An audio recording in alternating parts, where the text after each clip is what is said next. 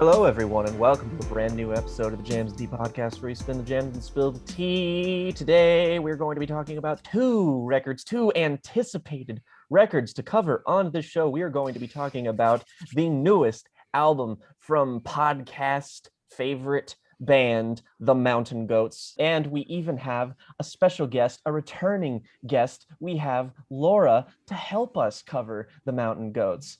So, oh my God. And we also are going to be covering the new album by Spelling. We are going to be covering the album that is called, somebody help me. The Turning Wheel. I was going to say The Wheel is Turning Now, and I was like, wait a minute. I have to say, Jake, the turning wheel is stronger than Jake. I love that. This has kind of become an actual fully fledged bit at this point. You're not remembering the names. See, at this point, I figured that if I don't remember, I just need to play into it because it's just look, if I don't, it's at this point.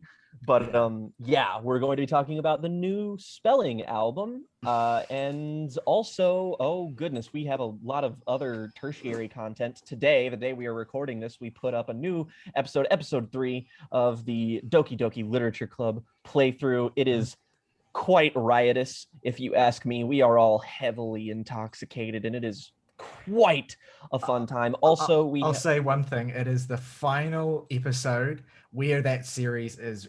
I mean, it's not wholesome, but it's like the final episode where the story of the game is wholesome, and from episode 4 onwards is where it all goes. Like the next episode is going to be a drama, and then every episode after that is going to be a horror game. So but like lovely.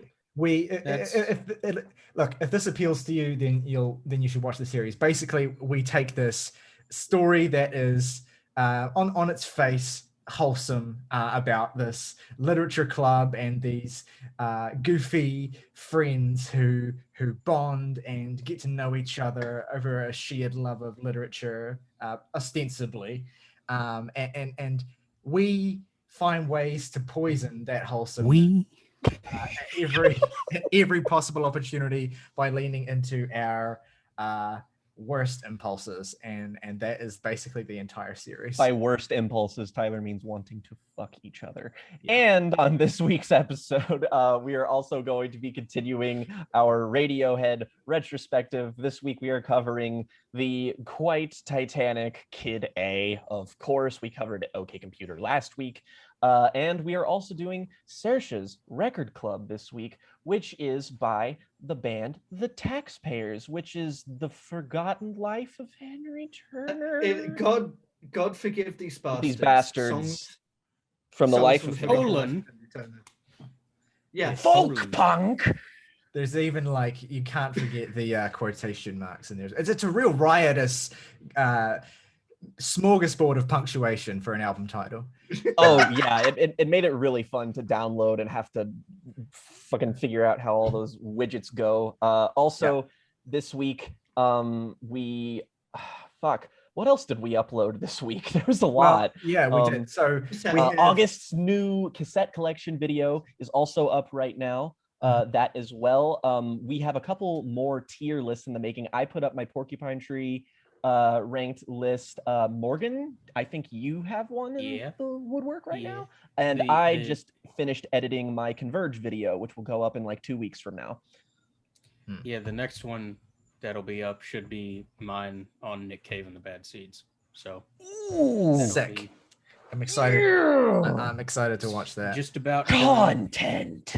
Before we start recording, one thing I want to do is shout out the fact that we've had, obviously we're incredibly grateful to every person who sits down and watches any of our videos, but we've had 2 specific commenters, viewers, who we want to shout out, just because we don't know if people are watching these videos if they don't tell us. We can tell by the view count, but we don't know whether people are checking out 30 seconds of video, dipping, whether they enjoy what we're doing or not. So it's been really heartwarming to get whenever we get comments, it's always we always kind of one of us sends the comment in the Discord, and we all kind of crowd around and just it's really heartwarming. And so we want to shout out.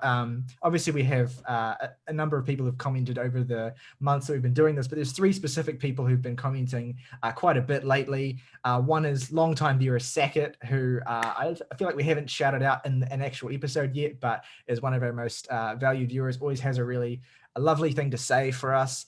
And more recent additions to the commenting clan, Dromendus, who has been commenting on shit tons of our videos, and we seriously appreciate how much they seem to be enjoying them. And also JD Arrow as well, who I think got on board with our Porcupine Tree content and has become a loyal subscriber too. So if you guys are watching, this one's for you. Thanks so much. We love every single comment that you guys leave. And if you are another viewer who watches our videos or any of our videos and enjoys them and hasn't left a comment, please do.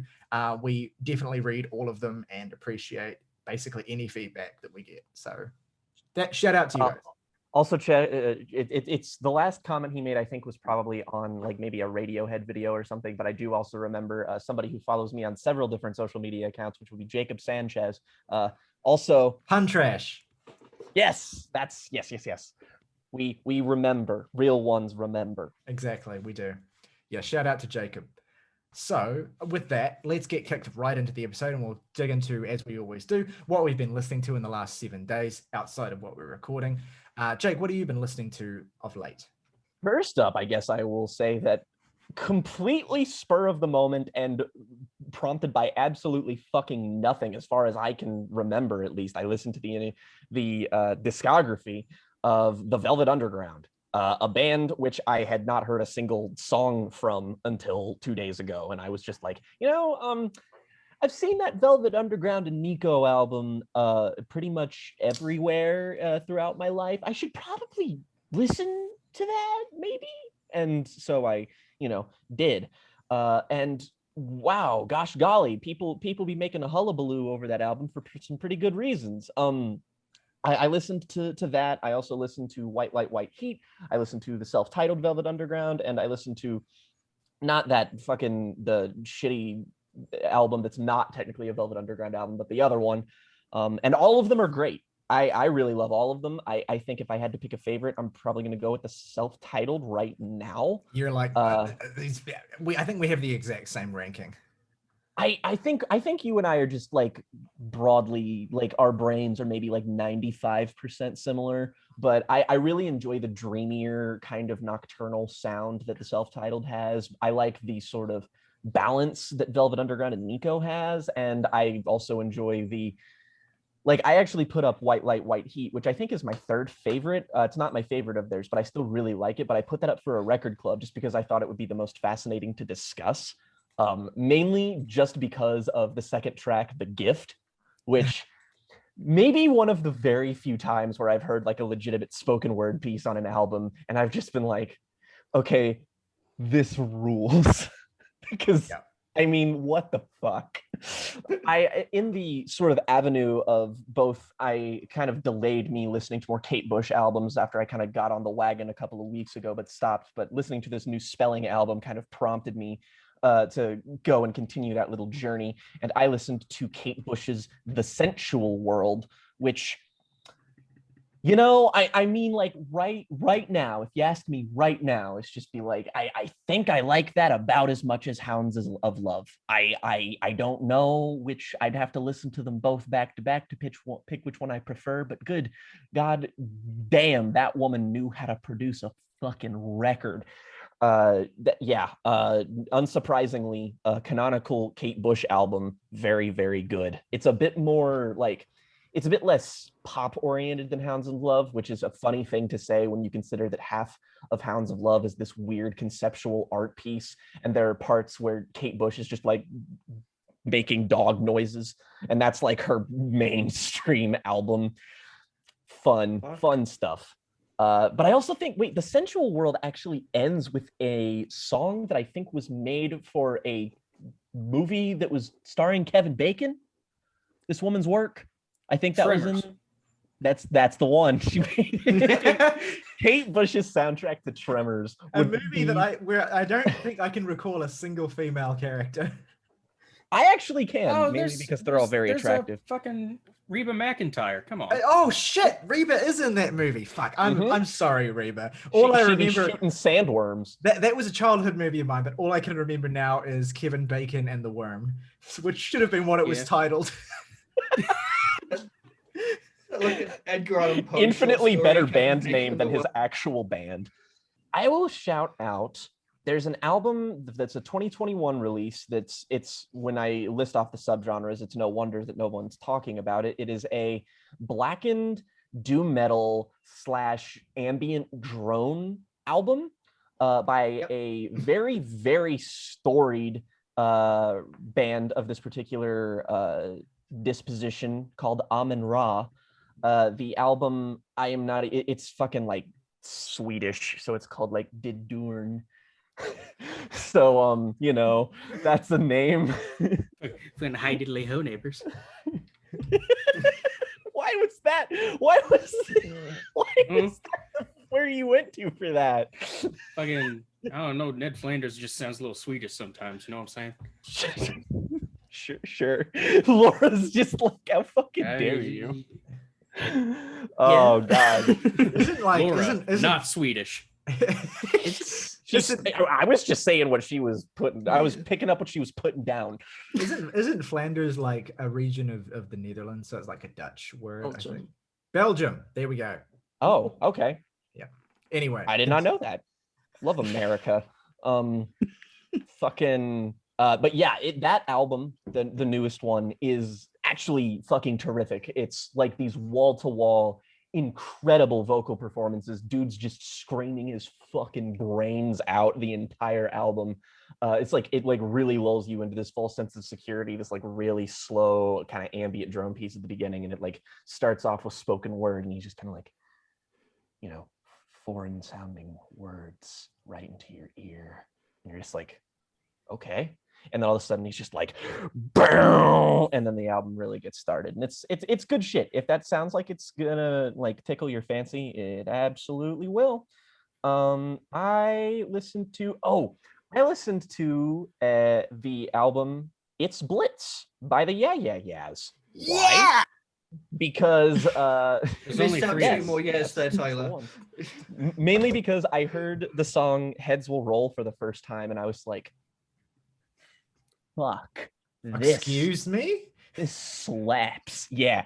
But I realized I may have been late to the train on that one, but holy shit, that song fucking rips.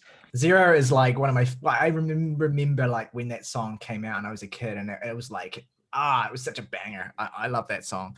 Great band, great discography. That album is fantastic, and I've never heard a soul ever talk about it. And it's got it's like garage rock, synth pop, dance, punk shit. And it's just good. It's just good, wall to wall. There's no like bad song on it. It's just really, really fun the whole way through. But the last thing I will mention is that I really tried to delve as far into the Mountain Goats as possible to prepare for this episode. The only the two records that I haven't listened to yet that I really, really want to listen to are The Life of the World to Come and Beat the Champ. I need to listen to those two just because I know Saoirse very highly recommends one and Tyler very highly recommends the other.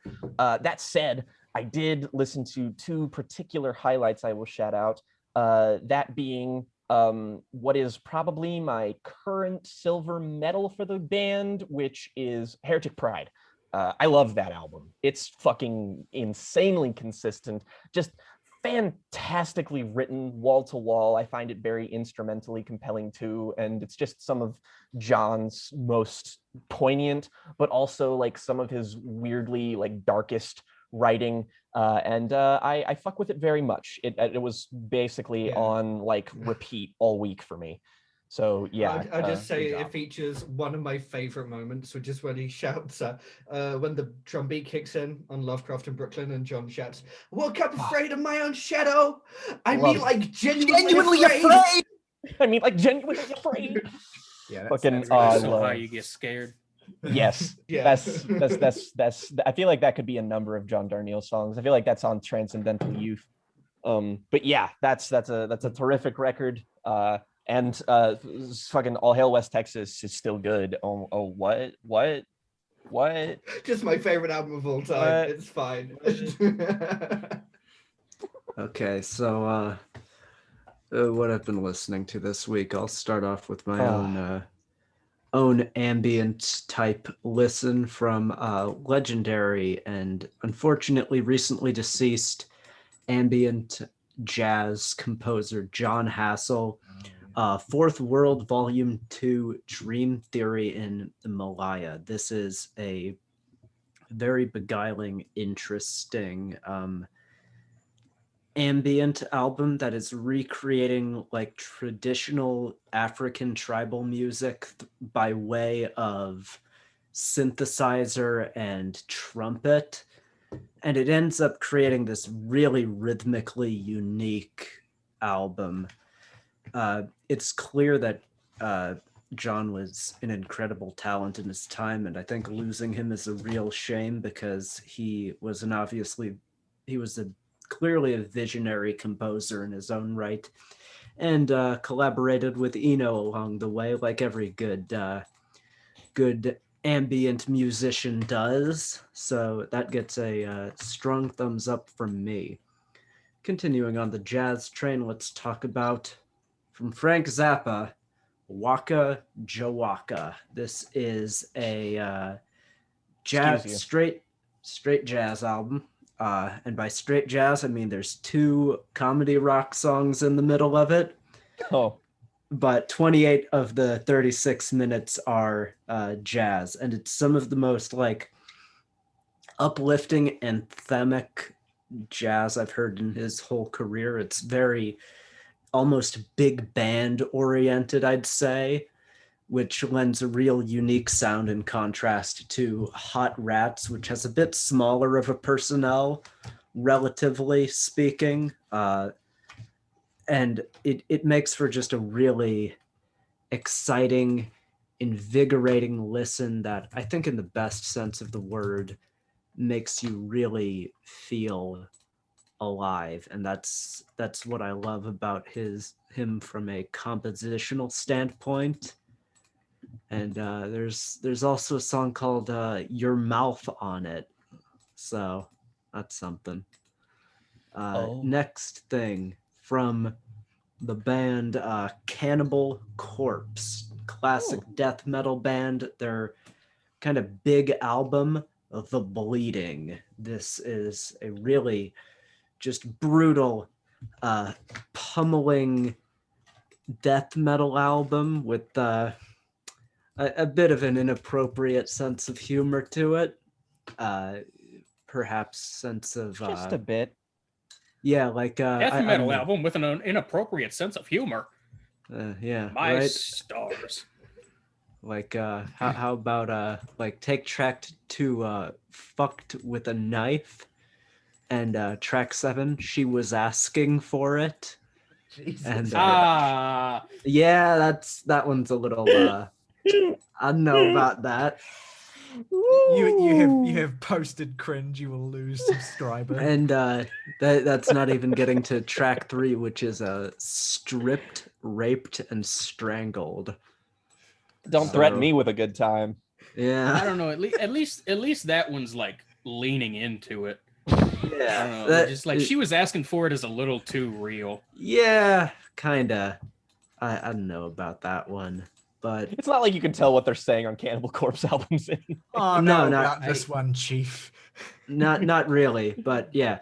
Regardless, I think it's still a really good album, even if Chris Barnes did go on to be the vocalist in the worst death metal band ever, that being 6 Feet Under. The worst ever death metal band out of Denton. Yep. Waiting for it. Thank you. All right, last thing of the week from stoner metal outfit Kyuss. I listened to Blues for the Red Sun. This is a really aggressive, just hateful album in the best way possible.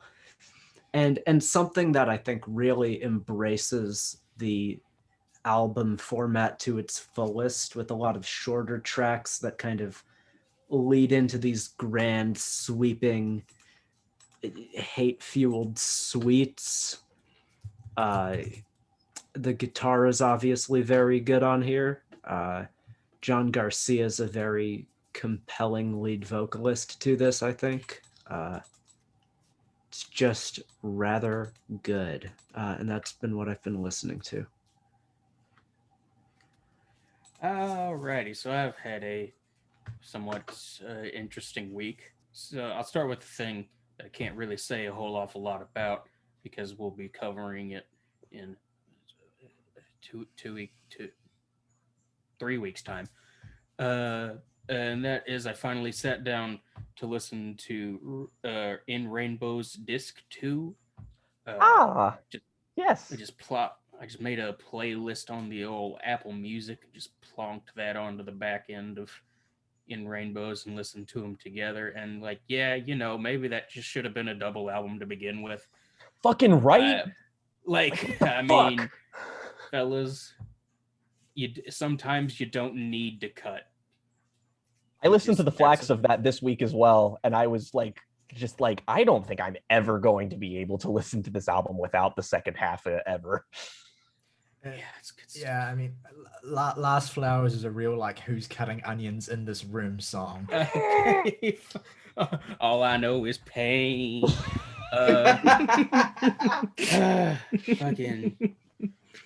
Next thing I listened to, one of the best albums of the greatest year in music history, 1994. I listened to Tom Petty's Wildflowers. Ooh.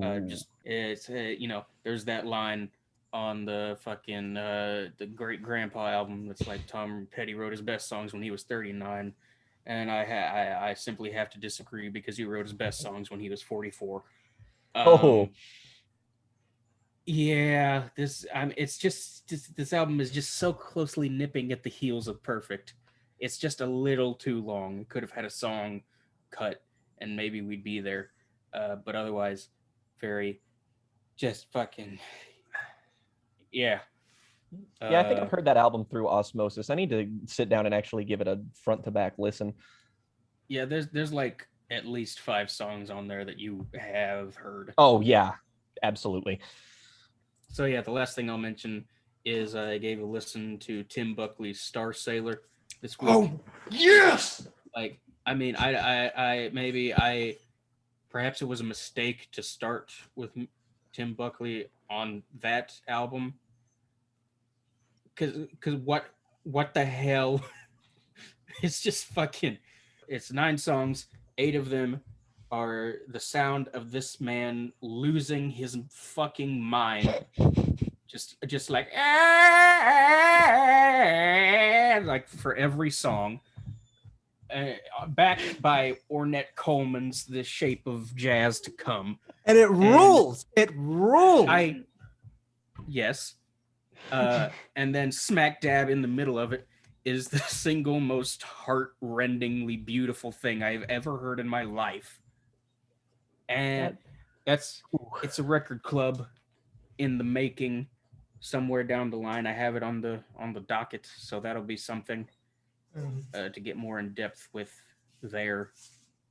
But yeah, that's Buckley bloodline. That was It's still the only Buckley record that I've heard as well. So I don't know whether or not it was a bad place to jump in, let's say. But again, it's one of those records where the appeal of it is just the fact that nothing in the world sounds like it. And it has a real kind of confidence to its weirdness and a focus that means that it really comes together, and it's quite a moving experience, even when you're just like sitting there like, what the fuck is happening? The last thing I'll say about it is that nothing has made me more confident that I really do hate Trout Mask Replica quite like that. It's like, oh fuck, yeah. This is what it was like if it was interesting, not just annoying. Cool. Fucking, I need that meme where it's just like most people when they get the time machine and it's whatever fucking example, and then it's me going back in time to save both Tim and Jeff Buckley from dying. Yes. Don't swim in the river, Jeff. Yeah, that's I'm not gonna dwell on that. That's all I got for this week. Saoirse, what have you been listening to? I just need to pull myself out of the emotional darkness of thinking about Tim and Jeff Buckley. Anyway, I listened to Black Holes and Revelations this week. And God, I just love that album so much. It's a good album. It is a good album. I always have done. It is. I still love it. The final sounds so crisp. And goodness, like the thing that I really kind of like about that album is I always forget the Knights of Sidonia is on it. And so I feel like I've listened to like a really great album, and then it like kicks up another gear in the closer. And I remember reading reviews for their next album, and the only thing people found interesting enough to talk about reviewing The Resistance was how unexpected the musical direction to like space rock was on Black Holes and Revelations, which is interesting. Says a little bit of it on Absolution in places. Been there since the debut. Since Origin of Symmetry, it's like space rock, mainly space rock. Space Dementia, it's a song. It's literally called Space Dementia. I'm just quoting reviews. Goes to show. The album is called Black Holes and Revelations. Well, quite. But no, I love it to pieces. Even like some of the moments that I feel like some people look at as cringy, like Supermassive Black Hole. I don't give a shit. I like it. Who finds that song cringy? That's one of their best songs. Idiots. Most of the people I grew up with around me. It was weirdly really hated in the start, but now it's like one of the most like famous I feel songs. like its use in Twilight did it no favors in terms of its sort of image. I went through, my girlfriend and I looked at the soundtrack of the Twilight movies just because we were browsing on Amazon and saw, we were just that first one, we were like, what the, Bon Iver? What the fuck? Radiohead. And you just keep going through each movie and they get worse and worse, but they have more baffling picks on each one. It's insane. That first one though, that first soundtrack fucking bangs. It does. Oh my God, yes. The same thing. It whips. So good. It's got Decoder's one of the best Paramore songs. Oh yeah. Yep. It's a great soundtrack. And Supermassive Black Hole is just a really fucking fun song. It's one of the most dynamic used songs. I love the whole ass falsetto that Matt Bellamy really leans to on that song. It really works there. It's a dope song. Yeah, I agree.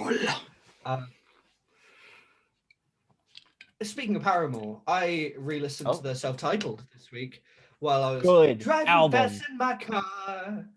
It might be my favorite. We're not looking for violence. It struck me how much at various stages of major transition in life I've returned to this album. I guess you could say you're still into it. I am. It's like the song. Goodness, there's so many wonderful sort of emotional ideas in it about sort of moving on from where you sort of used to be, I love it. I will double down on my classic Paramore take that is their best album. I'm not my opinion. I know that's contentious. But it really, I think that album might be a hair too long, but it's also an album I wouldn't cut a song from. Yeah. So, okay. Yeah, I don't think it's a perfect album. I think it probably there could be a couple of tracks in the back half specifically that you could have cut to make it better. But that run, really, the whole first half of the album, really, Fast in My Car all the way through to, I can't remember whether part 2 comes before or after Still Into You, but whichever is the last of those two that appears on the record, that whole sequence is perfection. And then the closer, the last 2 tracks on that record are really fascinating too. Particularly the closer, which leans into this kind of almost doom metal sort of thing that's so unexpected. It's wild. It's just an absolute ride of an album from front to back. Yeah, love that shit. I listened to a album. I'm not sure where it's from. It's a sort of chamber folk pop record that I saw people talking about. I was from Japan, called A Boy by an artist called Doji Morita. It's immaculate. It's like half an hour long, and it's just this really beautiful chamber folk pop album. There's not a lot more I can say about it. I recommend it if you like that kind of thing. Recommend from me. And to finish off, I listened to, predictably, a folk punk record. But the album we're talking about today was my previous holder of this title. This is my new answer for the most sonically ambitious folk punk record I've ever heard. I sent Jake a track that has 3 different sections. Yeah. This album is called Decadence by a band called Wood Spider. There's a section in the track I sent Jake. It's an 8-minute long track. There's a section that reminded me of the fucking Daughters record I talked about the other week. Then it goes in complete other directions. I would say if you like Matt Elliott's albums, but you want it a bit more punky and rocky, this is for you. And it's called Decadence. Sick. Yeah, can attest. Good song. Wow, I like that. I'm just looking at it now. I love that album cover. It looks really interesting. Oh, it's dope. It's great, yeah. Dope shit. All right, well, I'll keep my segment as quick as possible because I don't actually have a lot to talk about. First thing I want to shout out is a re-listen to, it's actually 2 records, but they're kind of like one double album that was split into kind of 2 records and sold separately. And that is the Bath/Leaving Your Body Map duology by the progressive metal band Maudlin of the Well, which then went on to become KO. There was some confusion for me as to the specific relationship between those 2 bands. They're essentially the same band, except a few members left after Maudlin of the Well, and KO was a kind of slightly different project in the sense that Maudlin of the Well is more kind of straightforward progressive metal, although it has a lot of kind of abstract weirdness in it. And then KO is straight avant-garde metal. But anyway, the 2 Maudlin of the Well records, I mean, the kind of Maudlin of the Well double album is simply one of the best progressive metal albums I've ever heard. No qualifier there. I knew it. And look, I listened to it for the first time 2 months ago, and I liked it quite a bit then. But this is Maudlin and basically everything that Toby Driver touches that I've heard. This is not immediate music. The most immediate thing about it is how richly beautiful it sounds. But I really had to spend some time absorbing this music to kind of fully appreciate it, and then coming back to it the other day and listening, because you have to really it's also, you have to listen to those 2 albums back to back. You kind of really need to just commit the 2 hours and just do them back to back because they have the exact same structure. They kind of mirror each other. They fold. You really have to listen to them together. But so it's a matter of finding the time where I felt like doing that, and it was revelatory listening to them this week. Incredible. The comparison I've always made is that it's kind of like Opeth if they went to art school in the US for a semester. It's got this kind of there are certain sections of it, just the way that they the kind of progressive metal template that they use is very, very similar to a lot of Opeth records, but it just has a lot of character that's more idiosyncratic and weird, and variety in the way it sounds as well. But yeah, that duology, and then with the Secret Song single, which was released separately, if you include that as the closer, and which it is on the compilation of the 2 that was released a few years later, that's the way to listen to it, because that's an incredible song, an incredible closer. But anyway, yeah, I cannot recommend it enough. If you like prog metal, if you like just metal that's kind of really dynamic and weird and frequently kind of transcendently beautiful, then you will absolutely love Maudlin of the Well. It is an incredibly rewarding experience to listen to that. So glad you got fully on board with that. And I also re-listened to still the only KO record I've heard, Choirs of the Eye, last night. I re-listened to it because I'm gearing up to fully dive into the rest of their albums. And I just want to say as well that Choirs of the Eye is unequivocally also, it's not really prog metal in the same way as that. It's much more kind of avant-garde, as I said, but it's also an incredible fucking album that has these weird kind of like really dynamic, strange kind of vocal sections, and then just some of the heaviest metal you've ever heard at certain parts of it as well. It's a real trip of an album. So if you like your metal on the really weird side, but also like the really transcendent side, and you don't want to commit the 2 hours to Mortal Into the Well, listen to Choirs of the Eye. It's under an hour and it is mind-blowingly good. So yeah, I will be progress reporting on my KO deep dive over the coming weeks on this podcast. I also want to shout out, I listened to the Devin Townsend Project's Deconstruction, which is an absolutely fucking wild album.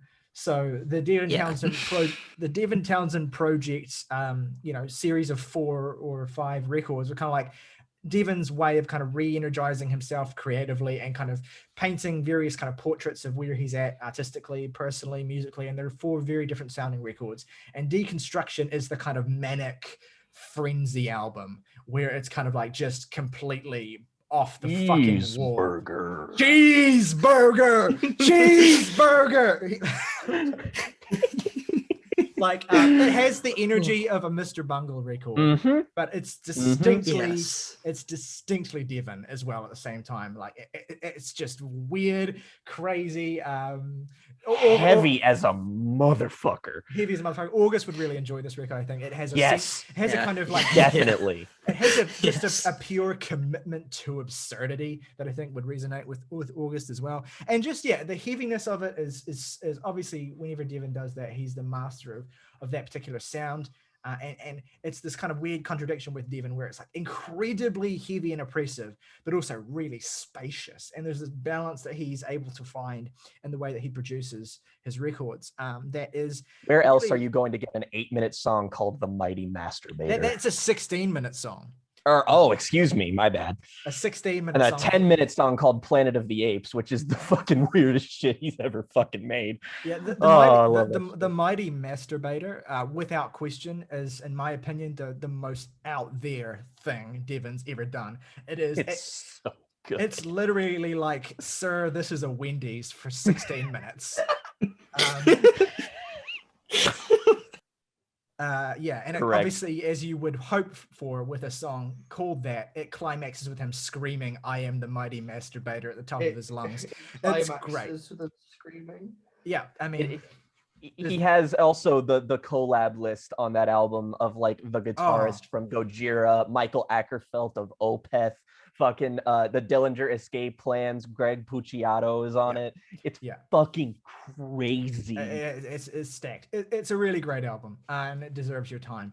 I also want to shout out, I listened to an all-time favorite album of our friend of the podcast, Connor. I listened to the progressive rock / post-rock band Ocean Size and their album Frames. And this is kind of like a really strange collision of sounds. Like it's kind of like they're a Manchester-based kind of post-rocky band. It's kind of a bit Mogwai, it's kind of a bit Arab strap, it's kind of a bit, it's this weird confluence of different kind of styles of this particular scene of music, and it's very unique as a result of that. I want to particularly shout out the drumming of this band. The drummer in this band is absolutely insane. Like he absolutely kills it. Even when this record has these kind of extended stretches that are a bit more quieter than you might expect from a band like this, you still have that constant jamming rhythm section that adds a lot of weight to it. Some really, really stunning songs on this too. I particularly love the song Savant, which is a really incredible track that has some great vocal performances, really, really unique combinations of sounds. It's not a fully great album. I think there's a little bit of baggage. It could have been trimmed by about 10 minutes, but it's still really, really good, and I think worth the time of anyone who finds that particular thing interesting. And that is my week. Okay, well, that means it's time to dig into our first review of the day. 1, 2, 1, 2, 3. The Mountain Goats, you know, my favorite band. I've said that enough here. Folk rock band. This is their 20th album. Although Songs of Pierre Giovanna, which was the album before the last one, was recorded after this. This was recorded not in the same studio, but in conjunction with the last Mountain Goats album, Getting Into Knives. And both were notably recorded in March of last year. Yeah. Yes, before the pandemic happened. The plan was to release Getting Into Knives, and on the first concert of the tour, start playing songs from this album and announce its existence. But then the pandemic happened, so that didn't end up panning out. But we have it now.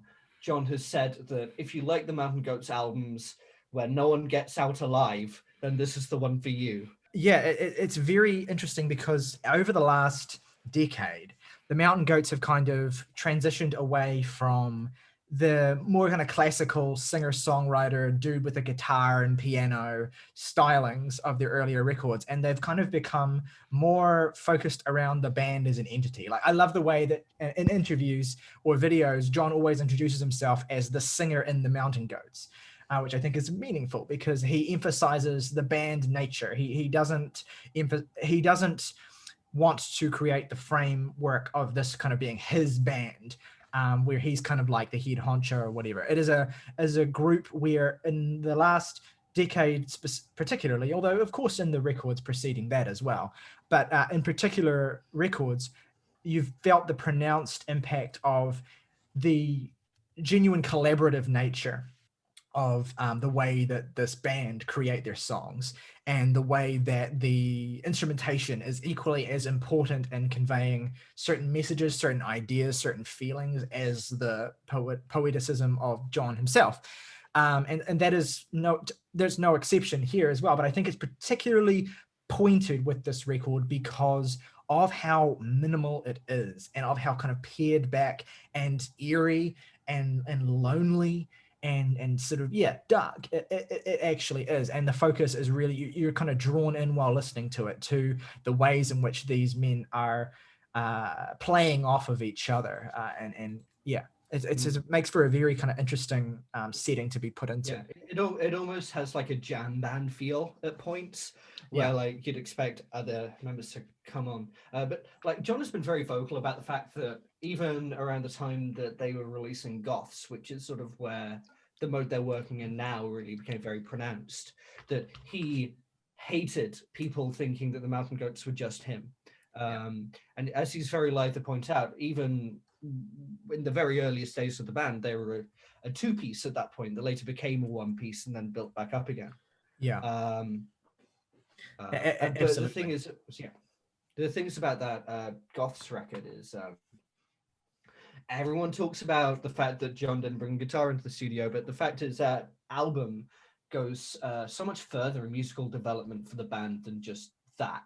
It brings them into sort of this new realm of sort of a fuller band sound. It's more brooding, you have more atmosphere, which of course they're moving in that direction from Transcendental Youth to Beat the Champ, first album with Matty Douglas, the multi-instrumentalist and brass player, who's become so instrumental for the band. It cannot be overstated the effect that Matt Douglas's addition to the band has had on the sound of the records since he's joined. Like that ornate development is so in huge part due to his contributions and his kind of creative style. Yeah, absolutely. And they've been moving further and further in this direction. Like a lot of my favorite moments in League with Dragons are like there's a moment on the song of that album where they're pleading for the release of A Fantastical King, where you just get this like little bass coming in the background, and it's the thing that drives the song forward and makes it work. And I love hearing that. And I felt like Getting Into Knives was like the culmination of this chapter in their work, but then Getting Into Knives is like taking all of the lessons learned on that side. Not Getting Into Knives, Dark in Here is like taking all of the lessons learned in this cycle of albums, putting them all back into a record, and then taking like a bold new step in a new direction. And I'm not sure what it is, but it's incredibly exciting. Yeah, but one thing I do find particularly interesting is that with the notion of this record being recorded sort of around the same time as Getting Into Knives, like the band setting out to make these two records, is that, I mean, obviously they're very different. They're almost starkly different. Like Getting Into Knives is kind of like, I'll say it, Getting Into Knives is probably still my least favorite of their records since, you know, I still haven't heard their early boombox albums, but it's probably the one I think is the most kind of scattershot. And I think I talked about that when we reviewed it, but it did feel like they were very much kind of like trying to harness their energy into as many different kind of avenues of expressing what the Mountain Goats could be as a band on that album. Like they were doing a lot of very varied and interesting things. Whereas Dark in Here is much more singular in focus. I think it benefits from that. It's also like, you know, 15 minutes shorter as well. And it's got a lot more of a clear, coherent musical identity as well, which I think helps. But really the reason why I wanted to emphasize the creative part of it, like the fact that it was made in March of 2021, is that I think without that knowledge, you could fairly assume that this is a quarantine album. A lot of the thematic content on this record, the sort of themes of isolation, of proximity to death, of like damnation, could very, very easily be read as, you know, like what we have seen quite a bit of in various forms and genre expressions in the last year of artists responding to the coronavirus pandemic and the sensations that it's elicited. But I think it's meaningful to remember that these songs were conceived and recorded before that was even a thing. And it means that this album is weirdly prescient in a certain sense in terms of that feeling, that idea of like, you know, this death suffusing the landscape of these songs. And it makes it a very fitting record for the time, obviously. But it's interesting to me the way that it has kind of come to be prescient in that respect. And maybe some of you will think that I'm reaching there. Maybe some of you don't really agree that there is like an analog thematically in any of these songs to a pandemic. But it's something that, as I've been listening to this record, has kind of felt more and more apparent to me. And a lot of reviews I've read and sort of interviews and stuff have kind of focused on that as well, which I understand why. But yeah, it has a real just cloaked darkness to it that I don't know if I can recall a Mountain Goats record having this kind of specific atmosphere so deeply since maybe Life of the World to Come. And that's obviously recently became my favorite Mountain Goats album. And that's an aspect of when John leans into that sort of side of his writing I really, really enjoy. But like that is, you know, somber, stripped back, you know, devastating. Whereas this is kind of like lively and jazzy at certain points and very kind of ornate and it's still kind of pared back and minimal and all that sort of stuff, but has a very different atmosphere and feel to it that reflects where they're at as a band at this particular point as well. And I find it really interesting. Yeah, I absolutely agree with where you're coming from. In fact, I said to Laura in our DMs just after the third single dropped, the singles were Mobile and then Slow Parts and Death Metal albums and then Dark in Here. Yeah. And I said that this is reminding me of like Get Lonely meets The Life of the World to Come, basically. Yeah. I mean, Mobile is basically a Life of the World to Come song. Yes. Anyway. That observation will mean that it's no surprise that I think Mobile is the best song on the album. Like the first, like it was an instant favorite when I first heard it, and I'm just, I mean, not sad, but I like wish they like, not that they made Life of the World to Come 2, but that they more like went for that sonically. But yeah, I mean, I was just going to say that on the note of Matty Douglas and what he's contributed to the band, there are multiple songs on this album where you have like 3 different Matt Douglas brass lines playing over each other doing different things. It's just an incredibly rich palette. I just also want to say I also love this album. I've been obsessed with this album ever since I heard it in full for the first time. Like I'd already heard tracks 3 and 4, Mobile and Darknet. From the moment the piano outro on Lizard Suits happened, Yeah. I knew that Yeah. I was in for like a I think you're classic. underselling it by describing it as a piano outro. Yeah. Yeah, It's no, I am. literally It's the true. most It's like insane it's like moment free in their jazz, entire you know, discography. like- Yeah, it's very Yeah, kind of a jazz absolutely. band moment, which reminds you of the absolute skill of the band's rhythm section specifically. And I think John Worster, I think, is kind of the secret. Oh yeah. He's kind of the secret weapon of this album. Well, secret. I mean, you're right. It's no secret that his drumming has always been a really great asset to the Mountain Goats sound. But I think, particularly in a record like this, where the general approach is so stripped back and needs to be to suit the specific themes and concepts that John is talking about in these songs, which I have a lot to say on.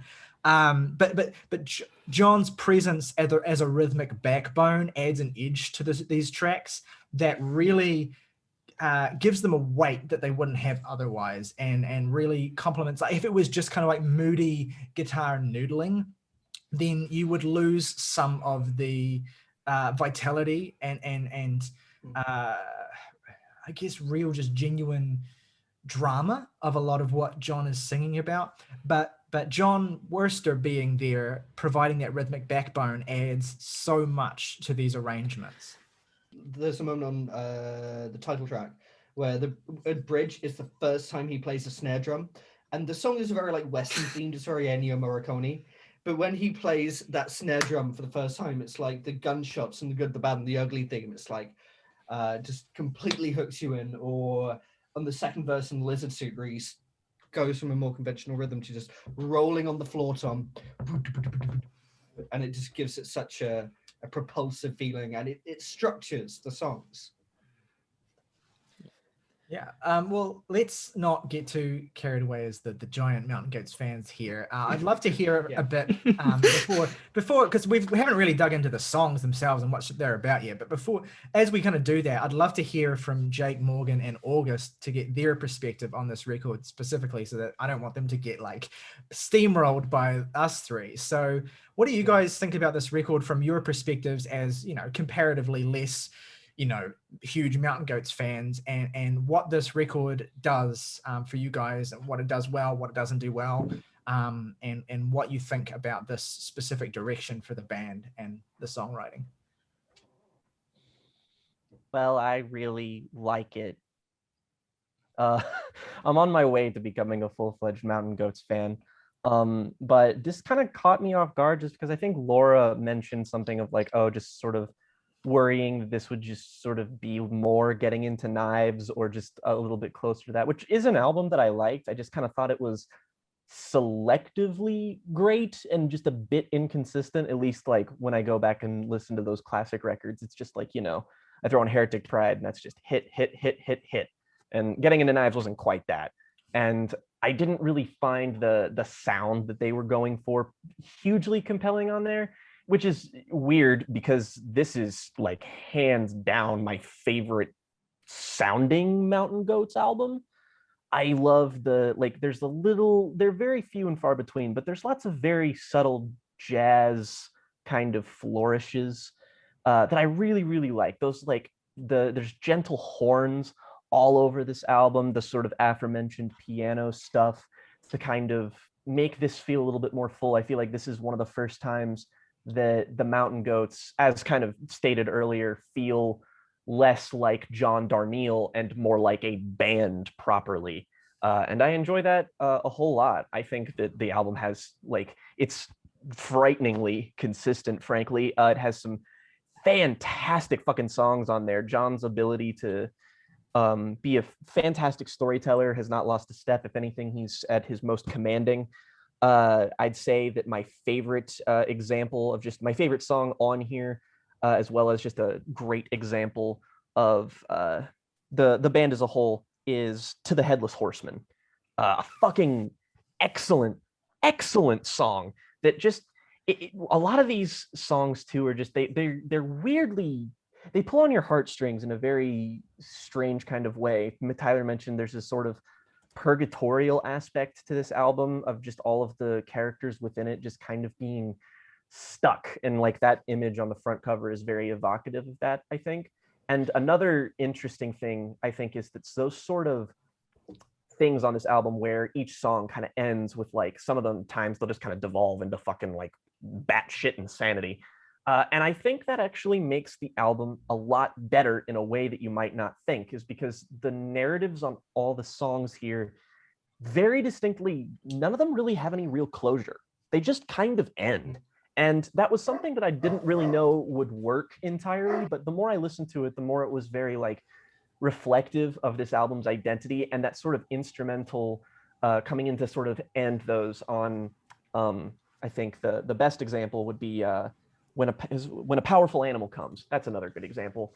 Is just sort of like it ends, and that's sort of like a way of instrumentally telling the story, maybe like maybe this all ended in chaos, maybe it was, you know, this or that, and it makes it a really engaging listen. Again, John's on top of his game with his pen. There's lots of really relatable sentiments on this album, and songs like Lizard Suit is just like, hey, have you ever felt like that dude at a party that no one wants to talk to?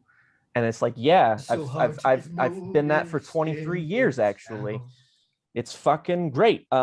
I just, it's just like a quintessential solid release from them, and I think it even is a little bit more than that, because like while I wouldn't say I'd put it on the same level as something like All Hail West Texas or Heretic Pride, I would put it on the sort of like solid A to B tier that like Transcendental Youth might be put in for me. I might like this a little bit more just because I think it's a more consistent record. But yeah, this is just this is one of the records on the podcast that's been the easiest to just enjoy.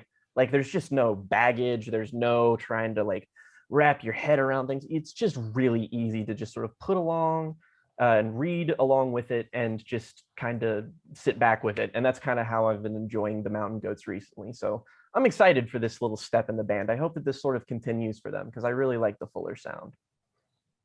So I guess my most immediate reference point for this album in the band's discography is Getting Into Knives, which this far surpasses, mainly by virtue, I thought, of having a real thematic focus that I thought was really well defined and at the front of this, which it certainly lent it a really good narrative of sorts. And I thought that that drive really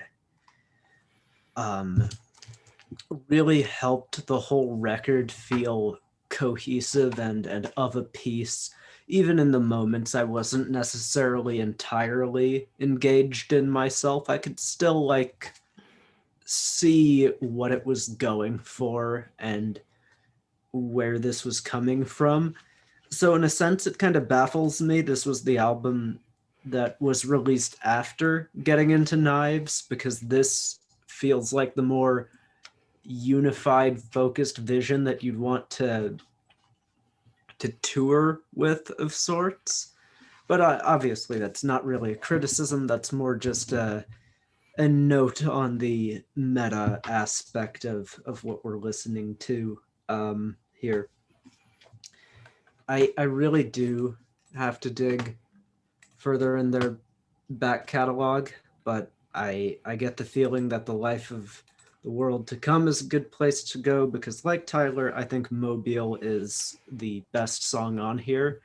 I think the religious references, not inherently having religious references, makes a song feel this way, but it felt very classic and almost Dylan-esque in a weird way. Good comp. Yeah, totally. I had the same thought. And that immediate classic energy that was brought to this song, I thought really made it stand out. It made it almost a little bit too much of a standout in the track list, in the sense that there's nothing that ever really hits that same high for me. I really do like the way this album spends a lot of its time examining a lot of inner darkness and in very interesting, varied ways. Dark in Here having a bit, the title track having a bit more of a just straightforward kind of raucous, rocky, spunky energy to it. And that kind of almost sense of being a little all over the place in terms of what the album is going for is kind of carried through from Getting Into Knives in a sense. At least that's the impression I get going back and watching our previous review of that record and hearing my own opinions on it at the time.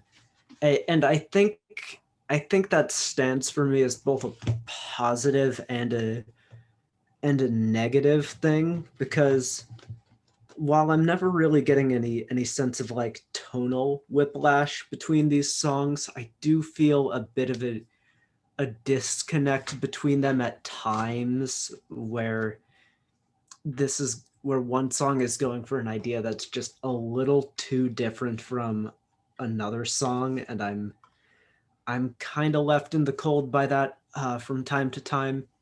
But that being said, I think that central focus does keep it being a really a good album as a whole, and keeps me invested and focused throughout the whole thing.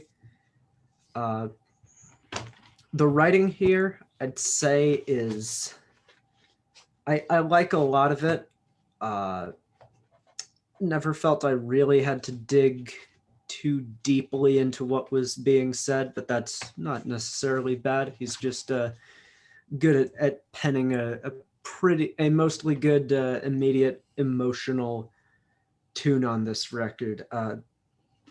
A lot of it, I'd say I generally liked this record. It just, I don't know, the whole of it just didn't really tend to strike me as being like incredibly memorable or like this grand, amazing moment, which the instrumentation seems to imply is what is happening.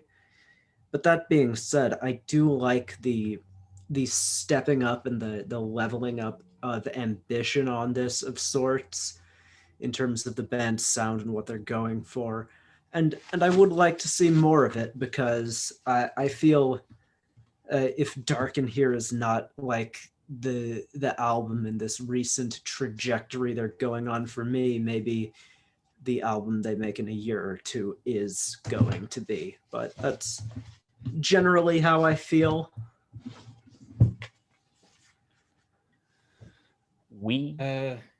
Yeah.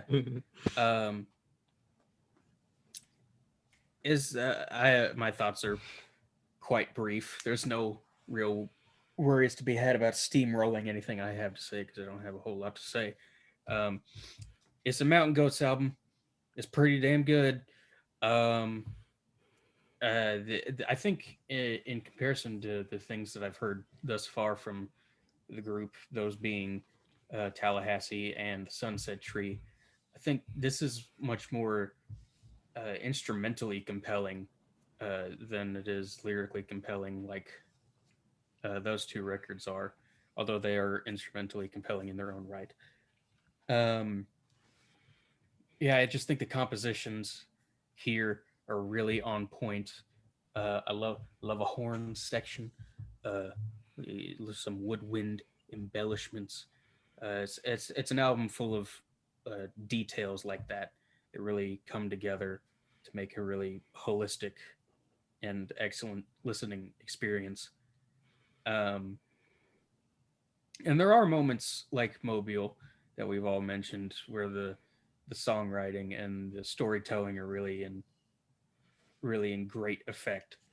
But I do admittedly find the album just a little bit lacking in that regard, as it's, I come to John Darnielle for sort of storytelling, and a lot of these songs, while there are elements of that, of course, they're more describing direct emotions, and I find that a bit less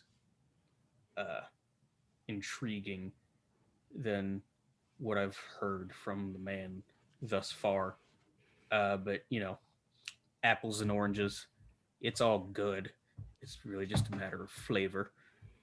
I think it's certainly like a matter of taste when it comes to songwriting style, like between you and me. Like I obviously love the real kind of directness and intimacy of how John wrote on his sort of 2000s output.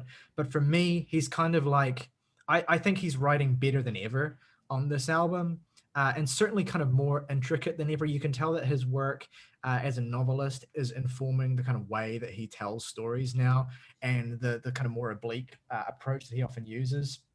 But to me, that he has kind of elevated beyond kind of just sort of lyricist to like, I don't know, it sounds corny to say he's evolved beyond lyricist to poet, and it's not even really like what I mean. But he really has this literate, novelistic approach to setting certain scenes and communicating certain emotions that reminded me a lot of some of my favorite novelists. I think this is a very kind of Blood Meridian-esque album, which is a comparison that I know comes with a lot of weight, both in terms of the prose itself and the specific themes and settings and scenes and ideas that are evoked on this record. It's been a real joy sitting with this album and reading the lyrics over and over and over, because often I don't know, I don't often, maybe it's just me, but I can't often tell off the bat what it is John is trying to communicate on this record. I actually have to kind of really dig into the songs, and that aspect of it has been a really kind of rewarding experience. And in many ways, I think this is one of the least immediate Mountain Goats albums in terms of the writing. Like, it's very clear the general feelings he's trying to evoke, but the ideas themselves are a little more abstract, which is actually, now that I think about it, is it fits in with that kind of Dylan-esque aspect of certain parts of this record. Like, that's not dissimilar to the way that Dylan writes in his best work. And that appeal and that style gives this album a real staying power that has meant that it's never really felt like homework listening to and reading the lyrics for this record this week, and with my kind of analytical music reviewer hat on, as well as the enjoyment I get from just putting it on and vibing. But yeah, there's some. So I kind of talked about. I mentioned earlier how I think this is. It would be easy to mistake for a quarantine album if you didn't have the context of when it was recorded.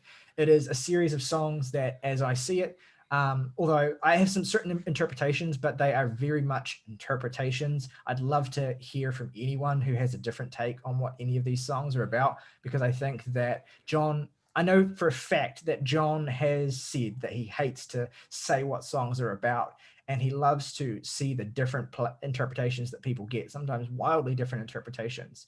So I please, if you have a different interpretation of any of these songs, let me know. But to me, these songs are almost uniformly about existing in a purgatorial state, about moving forward while standing still, about feeling doomed.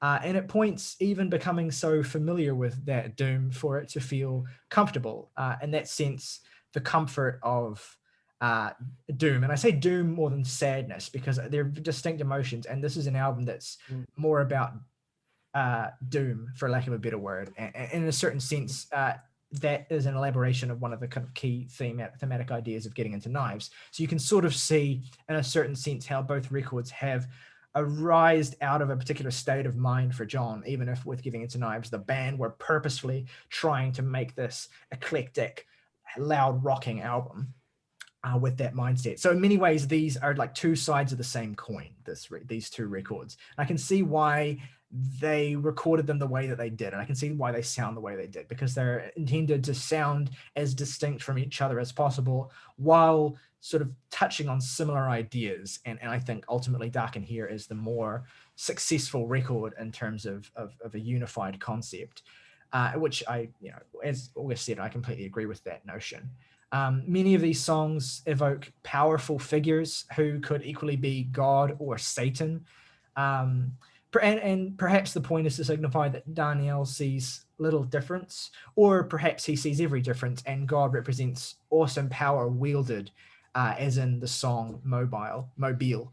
And Satan represents the hollow submission to it, which is also an idea that is talked about or examined in that song and many others. And this is in many ways the most outwardly spiritual Mountain Goats record since Life of the World to Come as well, which actually, honestly, it's probably might even be the most spiritual Mountain Goats album in some senses, or at least like in terms of the consistent interest in these sort of really ephemeral ideas of the afterlife. But yeah, equally, perhaps it's not really about these sort of polar axes of the spiritual world, God and Satan and purgatory. Perhaps it's just about being really fucking depressed and unable to make any real progress in your life. Many of its characters are in miserable states. Some are tasked with committing atrocities, and others are tasked with kind of reckoning with the aftermath of those atrocities. One point of reference that immediately jumped out at me before I even heard the album was the song title, The Destruction of the Cola Super Deep Borehole Tower, which some of you might recognize that as the structure that is depicted on the album cover of Painting of a Panic Attack by Frightened Rabbit. And the invoking of this as a kind of metaphorical symbol. It's the structure that was created by the Russians to essentially attempt to drill to the core of the earth. Metaphorical fodder for a number of different things, like kind of human folly, the kind of release of demons from kind of beneath the surface of the earth. There was a story, multiple stories surrounding that structure that a lot of people claimed that they had kind of hellish experiences. Or, you know, there's this idea that this structure has kind of awoken or freed this kind of dark energy into the world. And this song itself almost feels like it's about a descent into hell. Again, the lyricism is abstract, but there's this real sense of a kind of purposeful journey in this song that carries into a lot of songs on this record. Stick bright reflective tapes, the color of your shirt, mind your business and you won't get hurt, be true to the things you said you'd be true to, always keep your objective in view, always have a flashlight just in case, show the world your true face, burn such fuel as you need to burn. If you can't find anything nice to say, drift away, retain a sense of grace when it's time to cut the cord, crack through the crust, fall you to your knees and praise the Lord. Listen for the voices calling out from down below, steady as you go. Like it really feels like a descent is happening here. It's very eerie. And again, this is a song where you have a real pronounced presence of John Wurster's drumming that adds a lot to that feeling of menace in the song. And it's just, I love the closing line of the song as well. Those who came to learn these lessons left no trace of their presence. This real sense of kind of like suicidal disappearance, or it's very, very unsettling. And I love that aspect of the song.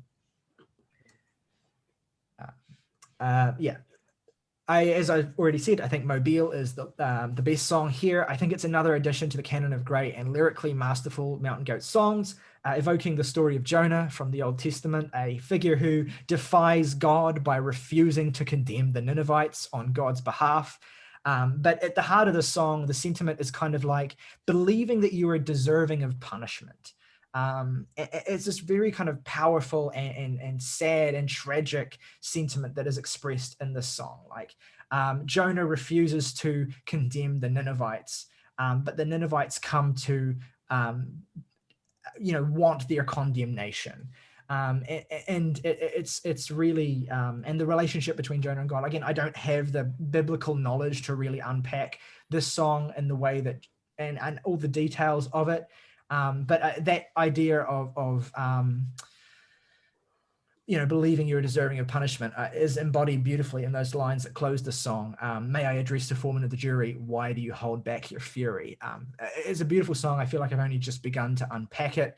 That repetitive lyrical motif of I'm on a balcony in Mobile, Alabama, waiting for the wind to throw me down is great because not only does it kind of reflect the sort of ideas of the song of like, feeling like you're that sense of doom is inevitable and hanging over you, but it also kind of like is the stark scenic contrast from the rest of the song, which is set in kind of biblical landscapes, and then all of a sudden you're thrown into Mobile and Alabama of all places. It's this relationship between the biblical era and the story that is told there, and the emotion that the narrator or John or whoever is the song is in the perspective of is centered in. So that is a really interesting song that I have only really just begun to pass, honestly. Can I comment on Mobile for Please. At any point, if any of you want to comment on what I'm saying, please do. Well, one small comment before that is the only song that's in the perspective of John is the slow parts of death metal albums, which is like his. It's like just him in his teens.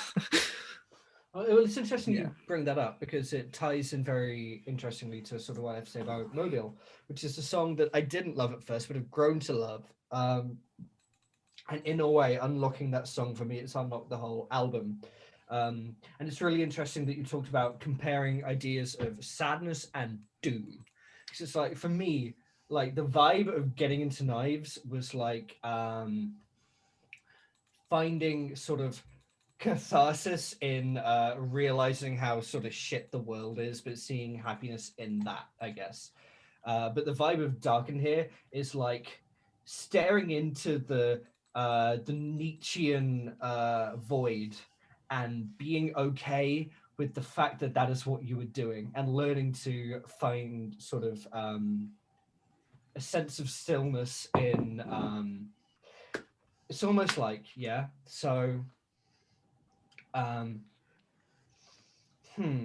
there is a sense of stillness in just holding the gaze of pure evil, and in the way that almost like they reference in the recent Oscar film Sound of Metal, there is the presence of God in stillness, that's the kingdom of God.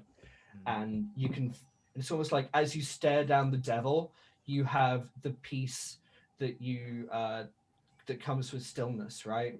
And in that song Mobile, you have this torturous story of Jonah, and I feel like in that song Jonah himself finds himself deserving of punishment, and the song isn't about Jonah in a way, it's about the protagonist just standing on the balcony, letting the force of the cold wind brush bracingly through his hair and his face, and projecting himself onto the story as he sits and thinks, I'm waiting for the wind to blow me down. That for me just evokes a feeling of,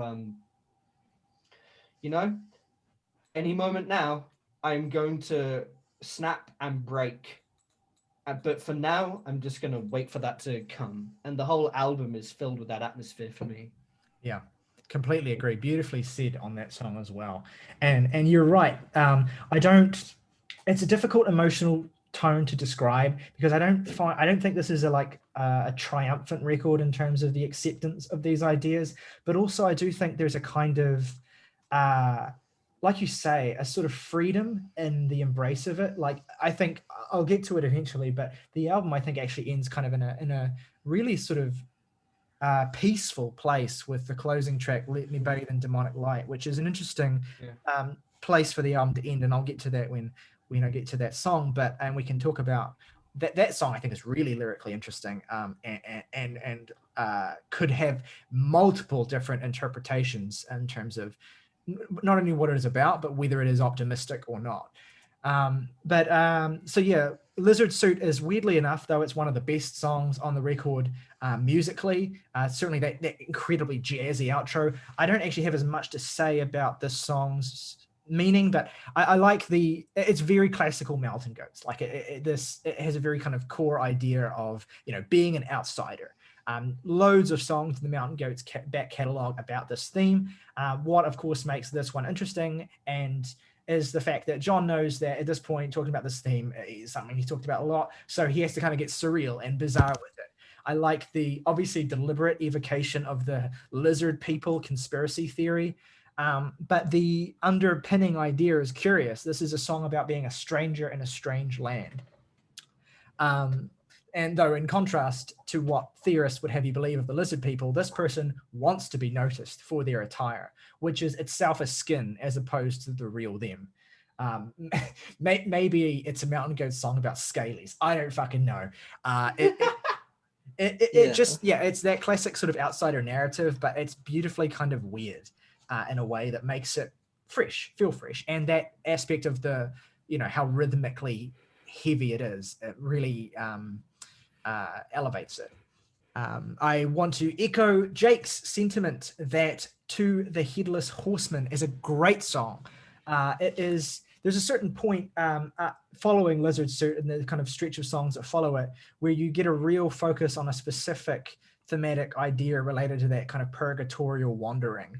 And To the Headless Horseman is one of a series of tracks where, through this kind of very stunning and poetic lyrical style, you have a central character who is journeying, presumably to the afterlife. But there's also this sense of the unknown here. Like the person in this story is trapped along their journey in this kind of like Sisyphean repetitive cycle where they're riding past this threatening stranger who perhaps is God, perhaps is Satan, as though some kind of inevitable battle between the two is sort of slowly approaching, as I see it anyway.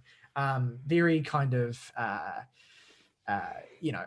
it's very kind of ominous and doomy, and that also has a kind of McCarthy-esque feel to it, especially the depictions of the landscape here as well. A really, really great song.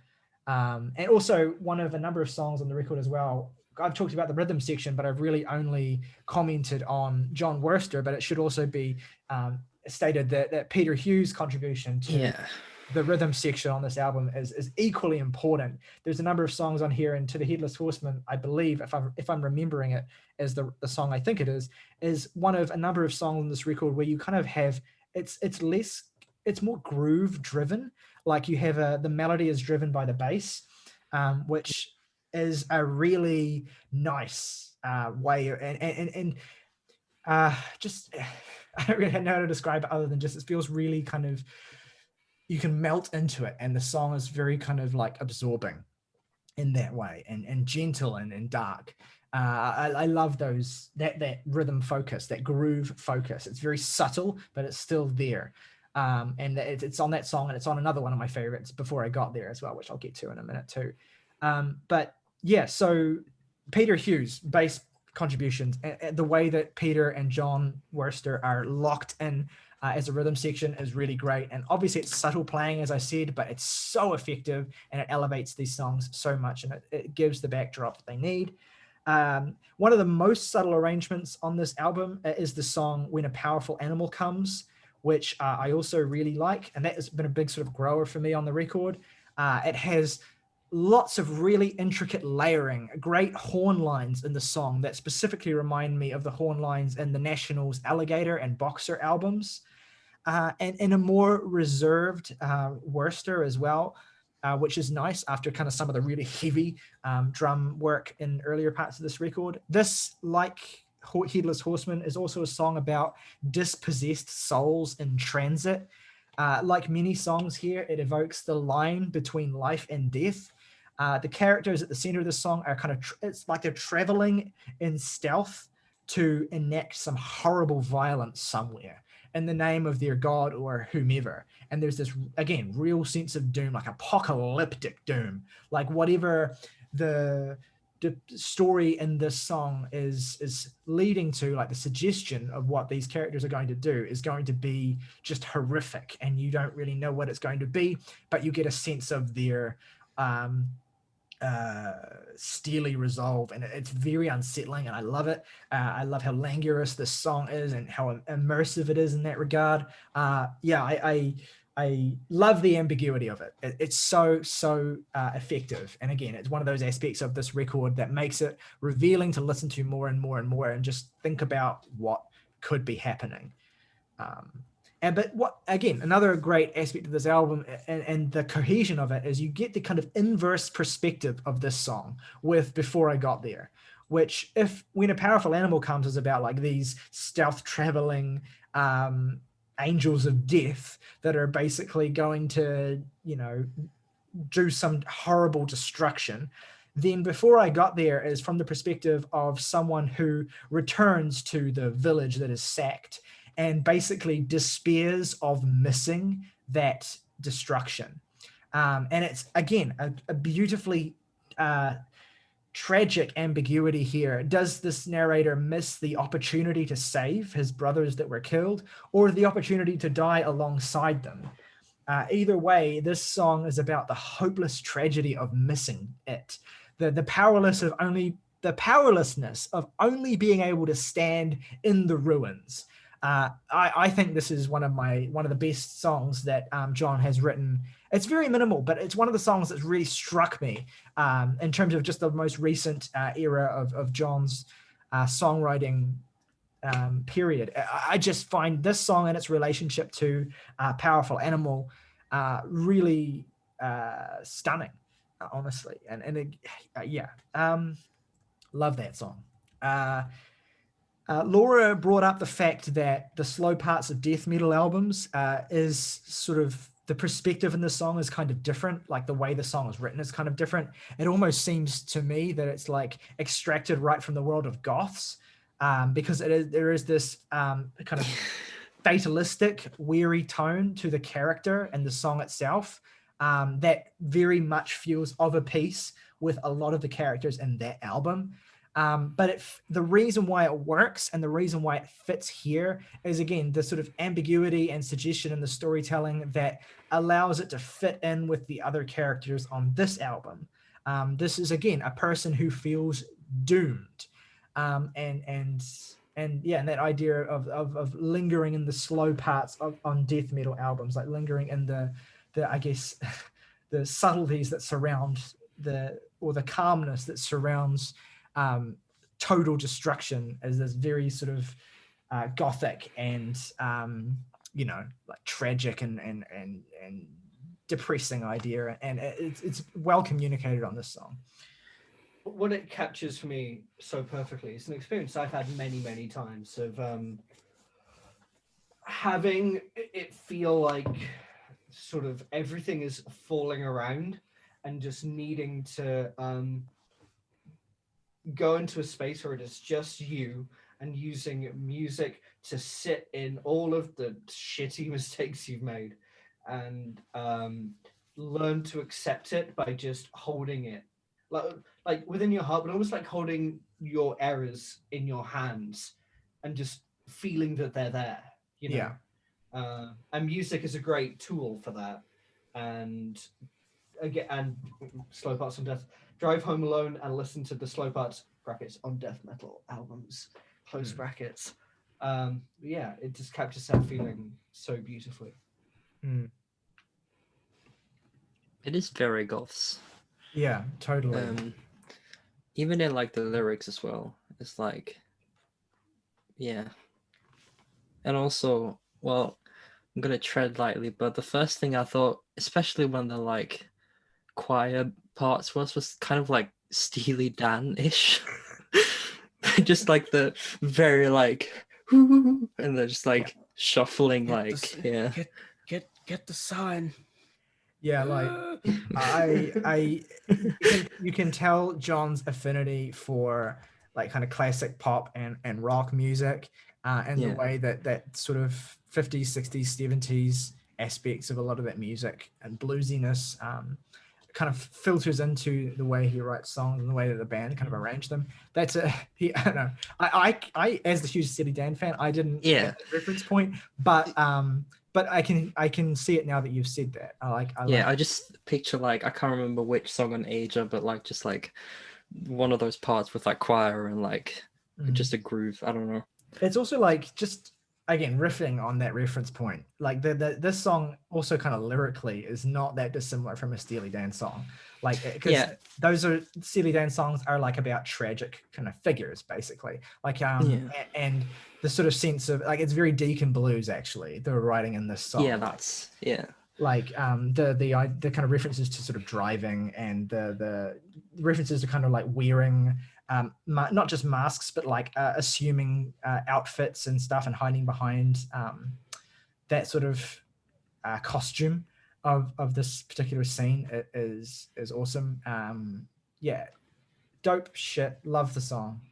Yeah, I was just gonna say that, like, literally, Steely Dan is one of John's favorite bands, and like he's covered FM on Sweden. So yeah, I love that Steely Dan have come up in the context of this Meow Goats review, and I didn't bring them up. yeah. Well, just like the general vibe of the like 70s, 80s rock. Well, mostly 70s. Like yeah, like it's you can tell that he listens to like he doesn't listen to the music that sounds like he's making. Like he has all these reference points of like mostly he listens to like ambient music and also like death metal, and that kind of like, even though you can't hear that sonically all the time, you can hear that he like approaches music from like brings it in like Lizard Suit just having a fucking breakdown like and like throwing that into like the music. Yeah, totally. John knows what his strengths are as a writer and performer and leans into those strengths, but also, you know, incorporates these reference points into the atmosphere, into the lyricism that, you know, is part of what makes him such a unique writer. Yeah, dope shit. The song "Arguing with the Ghost of Peter Lorfner" about his Coney Island Baby review. There's a lot there. The song titles on this album are amazing.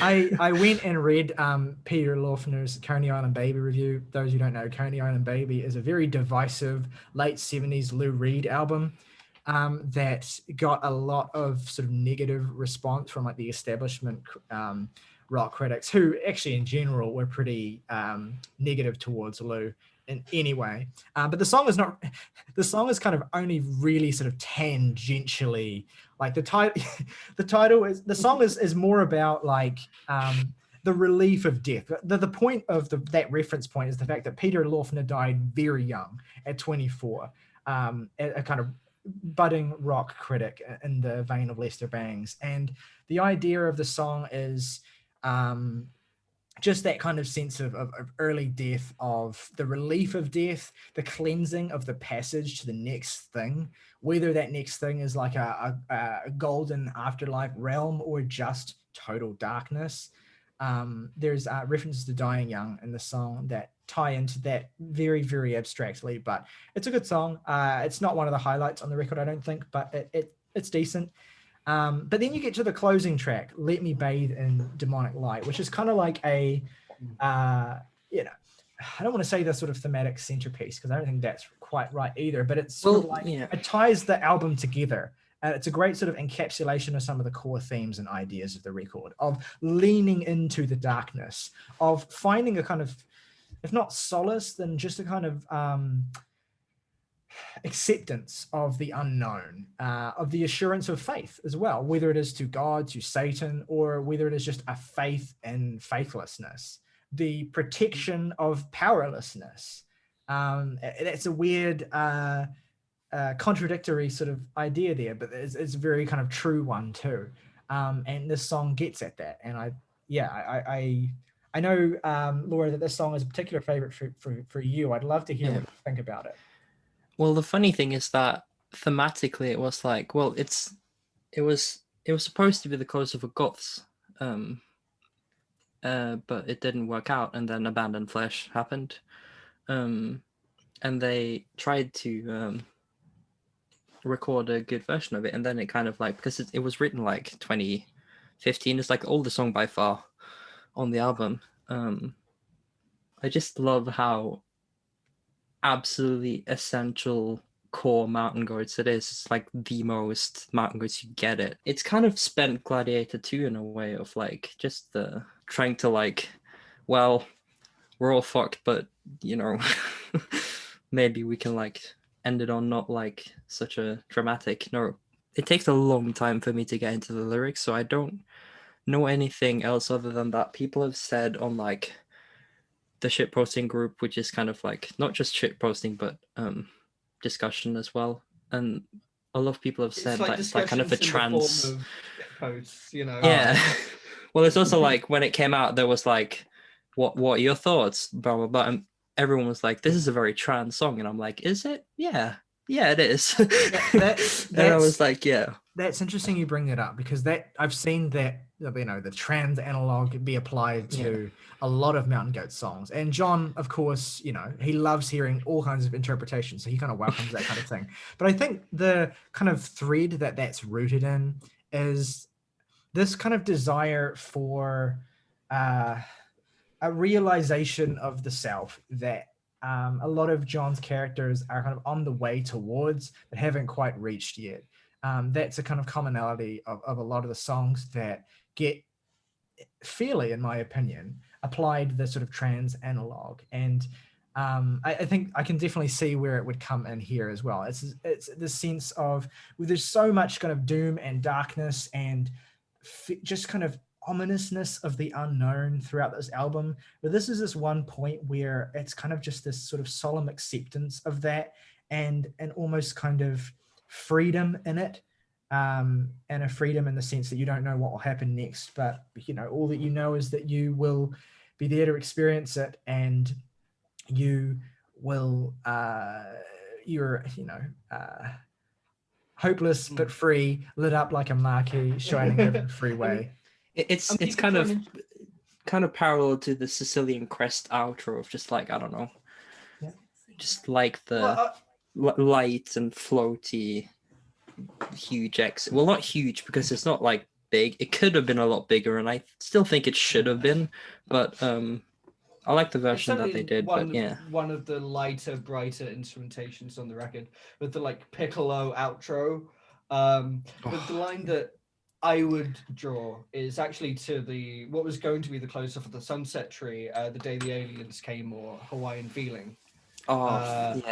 Which you can hear on the demo album that exists and has its own page for Write Your Music for some reason. But basically, like that is a song about marching through the destruction left behind by your previous life to arrive at this image of like a peaceful place that you should have been in the whole time, you've just been missing out on. And like Let Me Bathe in Demonic Light is a song that's kind of like about pushing through all these destructive images, and then you pierce the veil, and you're sort of saying like, who's you could read it like, who's going to be with me when I arrive in my preordained place, like, I'm going to get to this place that I want to be, and if you're not coming with me, then like, fuck you. But it could also be this very dangerous, threatening thing of like, if we are taking a literal demonic reading to it, it's like yeah, it's interesting. I said about it being kind of about like sort of embracing the unknown, but then that's kind of complicated by that notion of a preordained place, like this idea that it's not unknown. It's this thing that you're destined for. So I guess there's a kind of anxiety in embracing your destiny that this kind of song overcomes and represents a kind of triumph of, I suppose. I don't know. It's very triumphant. Yeah. You could read it like I'm gonna get this wrong because I can't remember all the details, but I think there's like an ending to like Bloodborne, the video game, where you take the place of the people who've been seeding all of this evil for the whole game. Spoilers? No. It's one of various possible endings. Yeah. No, nothing in that fucking game makes any sense anyhow. Yeah. From Software. And well, you could take that reading to this song where it's like, if I'm arriving at this preordained place in this Lovecraftian way that I'm being guided to, then who's going to be with me? Oh dear. But the way the music sells it is it's almost like you embrace that side, and like as the piccolo plays you out, you have like a flare in each hand and you're dancing with like Satan as the world burns. It's kind of heretic pride the more I think about it. But yeah. A little bit.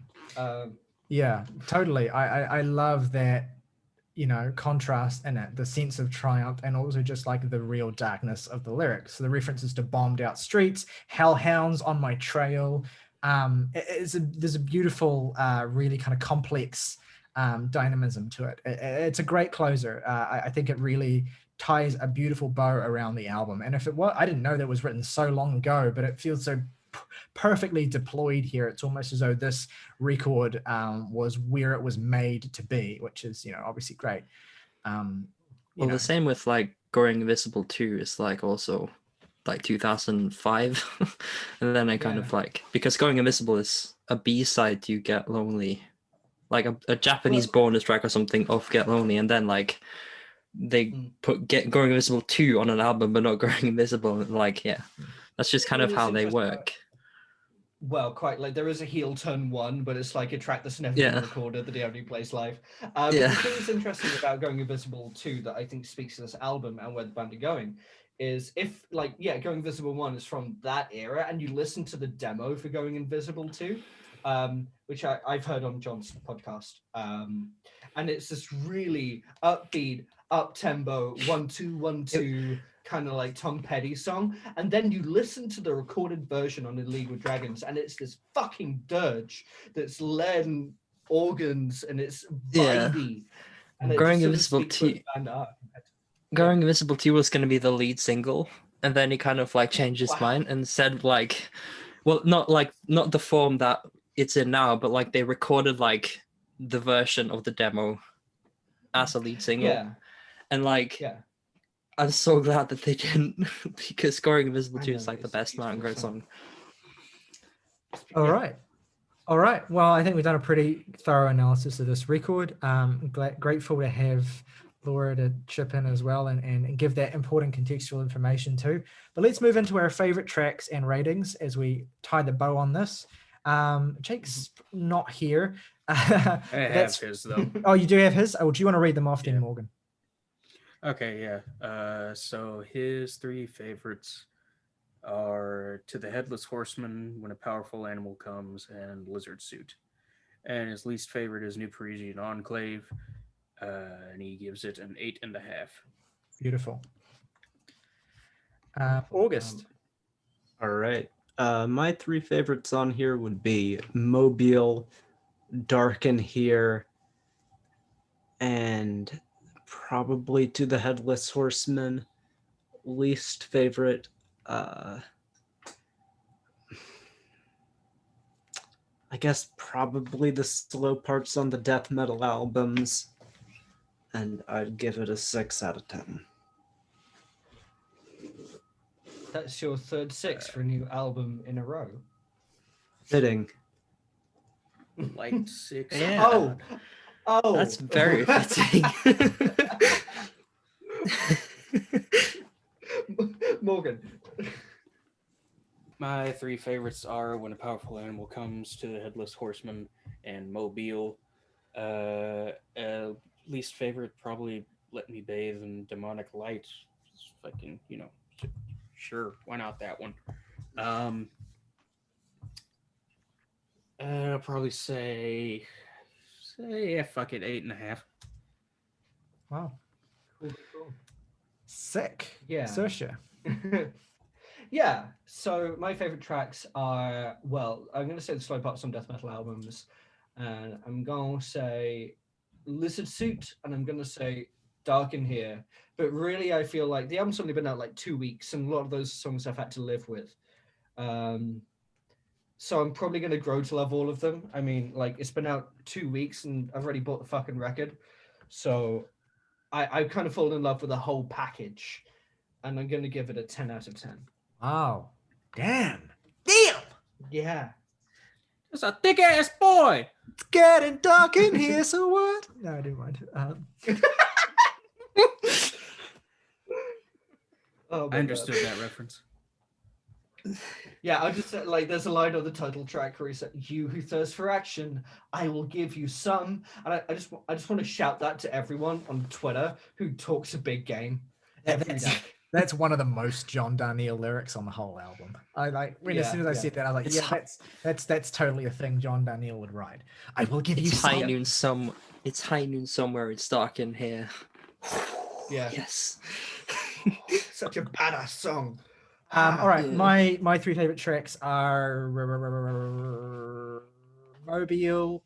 I'll say also To the Headless Horseman. And before I got there, Least favorite track is really the only track I think that is sort of inessential on this record.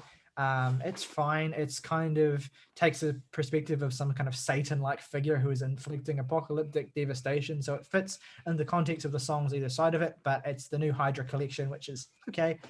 And I'm going to give this record an 8 out of 10. Cool. And Laura, what are your 3 favorite tracks? Least favorite if you have one, and rating.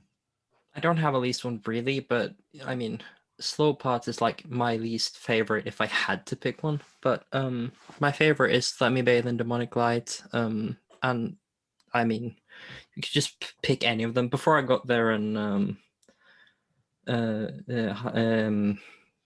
any of them, Mobile, 9.5 out of 10.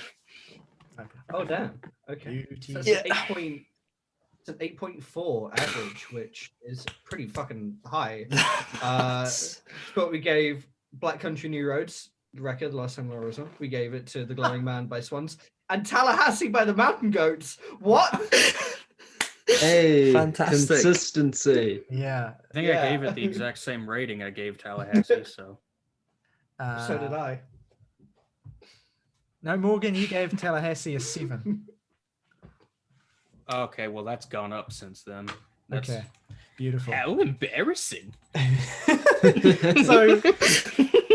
So yeah, let us know at home what you think of this record, and if we missed any aspects of the album, let us know in the comments below. Thank you, Laura, for joining us for this discussion. It's always great to have when we discuss a band that means is someone's like whole personality, not whole personality, but like it's a huge part of their personality. It's awesome to have that person on. All doubt. Now we'll move into our second review of the day, which is of course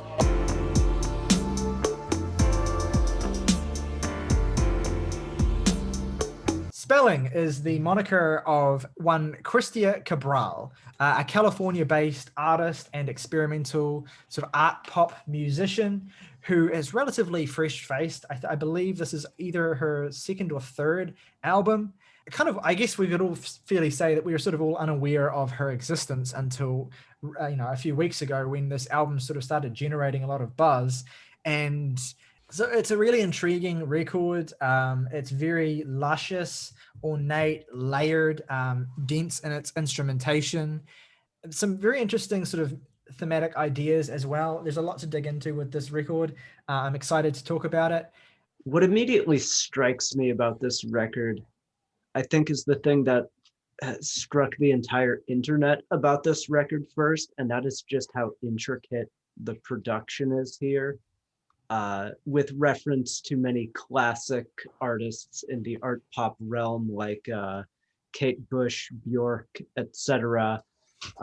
This maintains a lot of the best qualities of those artists' work just on a purely auditory level of how intricately produced this album sounds. It is a very balanced mixture of a lot of reference points, which I think really, when I was listening to this myself, I never found myself particularly confided by the genre tag of baroque pop, I guess is what, art pop, however you would mainly label this, because across its sprawling runtime, there's a lot of references to more dark electronic synth compositions in the latter half of this album, and also and in the first half there's very interesting references to almost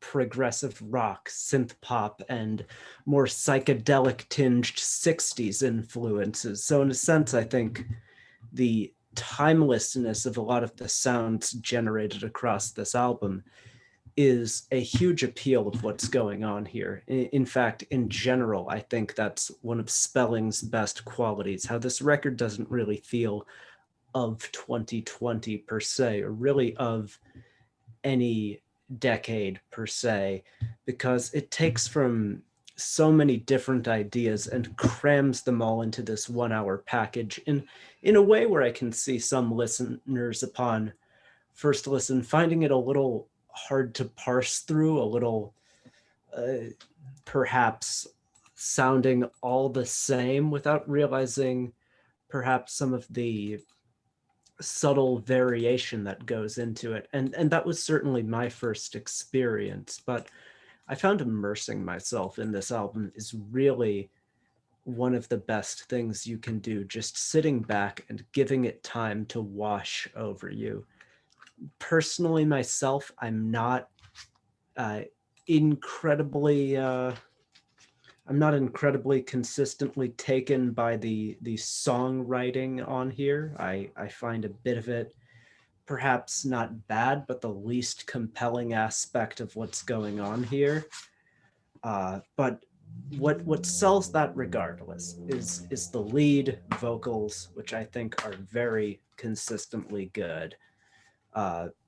Miss Spelling is an amazing singer and has a very beautiful control of her voice in the way a lot of this genre's in a way a lot of pop's best figures have, where even when she's performing something that's perhaps a little off the rails, I never feel as if it's off the rails as a fault of hers. It is off the rails as a kind of feature of hers, something she has developed and worked on. And that's really something that I admire about the record as a whole, just how tight it manages to be and how it just generally enjoyable it manages to be. I think this is one of the year's better records in this style so far. Yeah, it hugely benefits from the integration of the band into these songwritings and the variation of the instrumentation. I have to say, while listening to this album, especially when I kind of sat down after 3 or 4 listens to actually start writing notes, I was really like taken by just how much is happening in these songs. Like, the variation in the instrumentation in these arrangements is so complicated, and yet it feels so effortless. Like, these songs are just so well crafted around sort of core thematic ideas, or like Cabral's vocal style, that you don't even necessarily notice so much how much layering of different instrumentation is actually happening beneath the surface.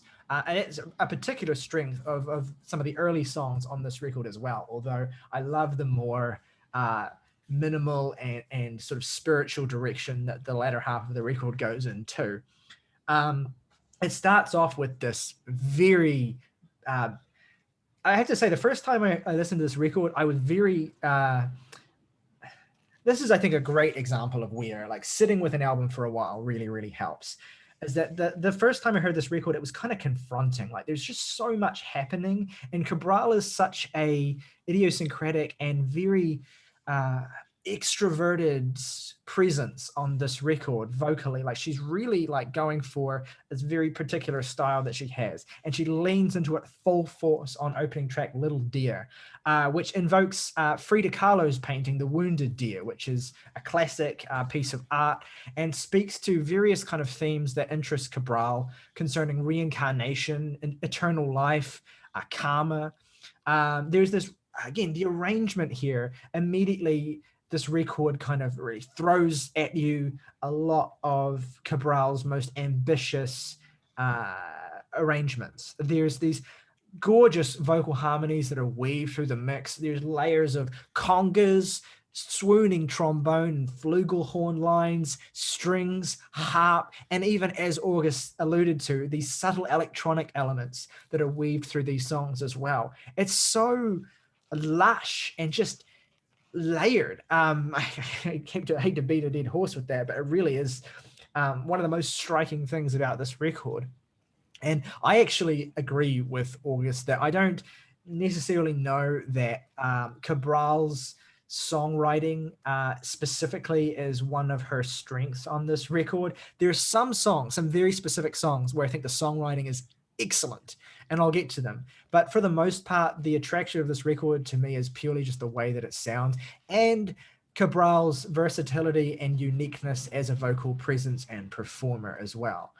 Always, the second track, has this great sort of classical sounding vocal melody. To me, it evoked like 50s and 60s pop, the Supremes, the Ronettes, that kind of thing. I really love the lyric, how can I ever know what love can truly be when I want to live alone inside my fantasies? That's a great lyric. The song to me feels so instantly timeless, despite these several aesthetic decisions that ground it and add a refreshing edge. Listen to the main drum line in this song, for instance. Just like actually put the song on, just focus on the drums. They're so harsh and abrasive, despite how sweet the track's arrangement is. It's a really interesting point of contrast. And the way that it's so subtly mixed in means you don't necessarily immediately notice it. As again, that's something that contributes to how rewarding this album can be on subsequent listens. There's an intimacy to Cabral's vocal here that obviously the reference point that's come up time and again is Kate Bush, and it's not an unfair reference point, but to me, Cabral reminds me a lot more of FKA Twigs on this album. And I think has a similar sense of rootedness in this very esoteric style, whereas Kate Bush has this very Kate Bush thing, whereas I'm not really describing the distinction very well there, but to me, it definitely feels more of a piece with what FKA Twigs does vocally. Songs like this one always are absolute marvels of mixing as well. I think this is definitely up there with records like As Days Get Dark as one of the best mixed albums of the year. Just because, again, as I said, there's so much happening, and to balance it all is really an impressive feat. And the way you can tell that it's really, really, really well mixed is that, like I said, you don't necessarily notice everything that's happening the first time you listen to it, because everything is so kind of well placed and harmonized, as well as there's lots of counterpoint and it's composition good. Both in the titular reference. All right, it's an album that begs for lossless. Yeah, You totally. Get your hands on that. Absolutely concur. I mean, in any sort of record where you have like so much happening musically, any kind of compression in format is going to take away from that. So totally seconded. So in terms of the title track, both in its titular reference and in some sort of elegant and lush messaging regarding a kind of embrace of the beauty in the natural world, without totally rejecting the synthetic either. The title track for me evoked songs like Hymn of the Big Wheel by Massive Attack thematically, while having a sort of modern classical film composer feel to the sweeping strings that drive it. I don't think it's I think it's maybe one of my least favorite songs on the album, despite that. But I just because I think that the songwriting itself feels comparatively underdeveloped compared to some of the songs that surround it. But I love the sort of central message of it. It has a really good music video as well. I think the album bounces back beautifully though with the song "The Future." I love the just really, again, great vocal melody that the song has. And as well, another aspect of Cabral's performance is just how theatrical she is as a vocalist. That obviously is front and center on the opening track and carries through to songs like The Future. Cabral's love of the theater is so clearly visible on this record.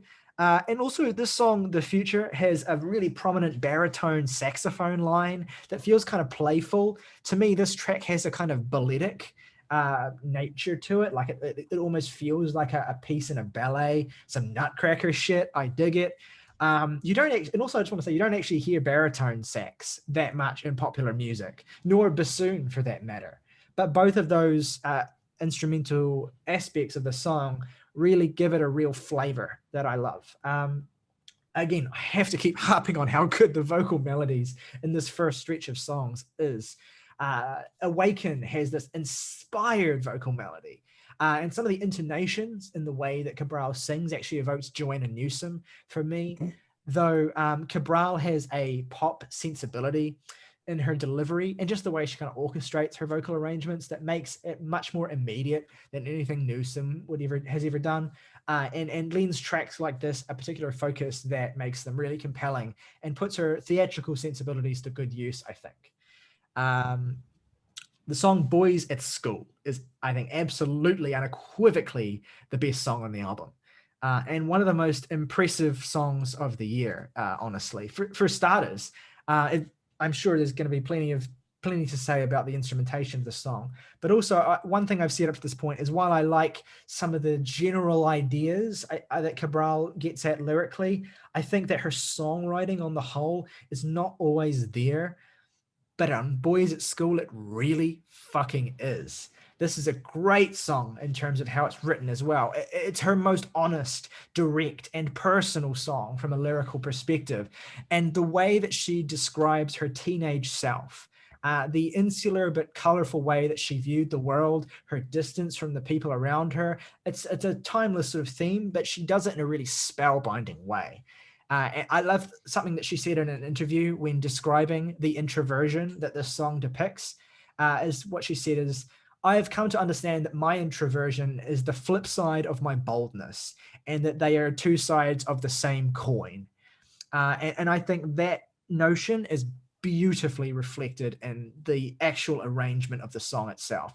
The way that the intimate, almost childlike lyricism is contrasted with this ringing, gorgeous, blossoming guitar-led arrangement that feels like a musical representation of her coming into herself. The lyricism is the introversion and the arrangement is the boldness. And together they find a kind of synchrony, and she realizes her full potential on the song as she navigates the tender time of her life that she's talking about. That also parallels this tender time of her creative life, where she's kind of coming into her own as a creative artist. So there's a beautiful parallel between like coming into your own as a teenager, like realizing who you are, and coming into your own as an artist. That are both of those aspects are baked into the song. And I love the line, I'm not afraid of how lonely it's going to be. Beautiful sentiment. Fantastic fucking song. Beautifully positioned as this centerpiece that also serves as a sort of fulcrum point for the album.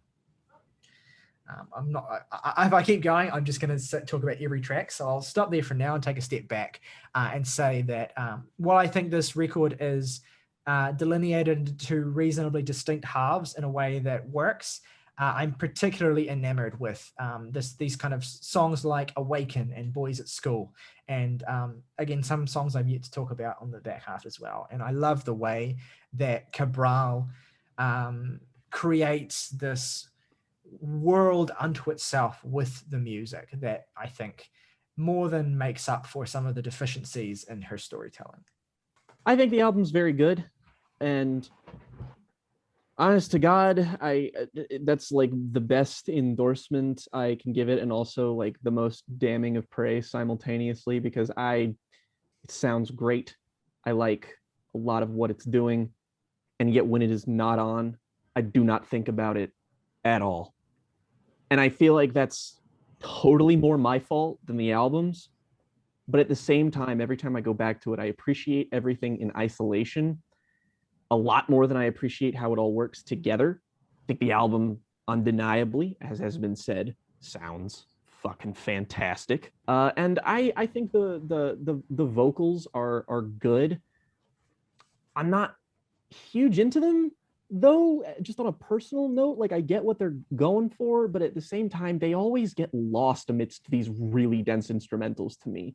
Like, even when I was listening to the Flax, it's just so very like, I'm always just so blown away by how good everything sounds and how dense the compositions are, that I'm constantly underwhelmed by how okay I think the singing actually is. And the songwriting is certainly good, but it's just kind of ties into the fact that it's not really my main draw with the record.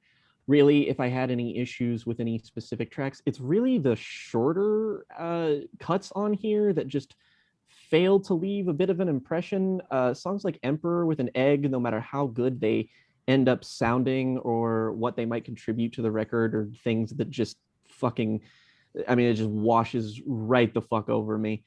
And I wish I could give this thing better due, but it was really, really frustrating, despite the fact that I like it and think it is good to great in most respects. But I just, maybe this just isn't my flavor of Baroque pop, because everything just sort of has a ceiling with me. I'm capable of enjoying pretty much everything here. I love songs like Always. I like Awaken. I like Boys at School, also very good song that has been mentioned.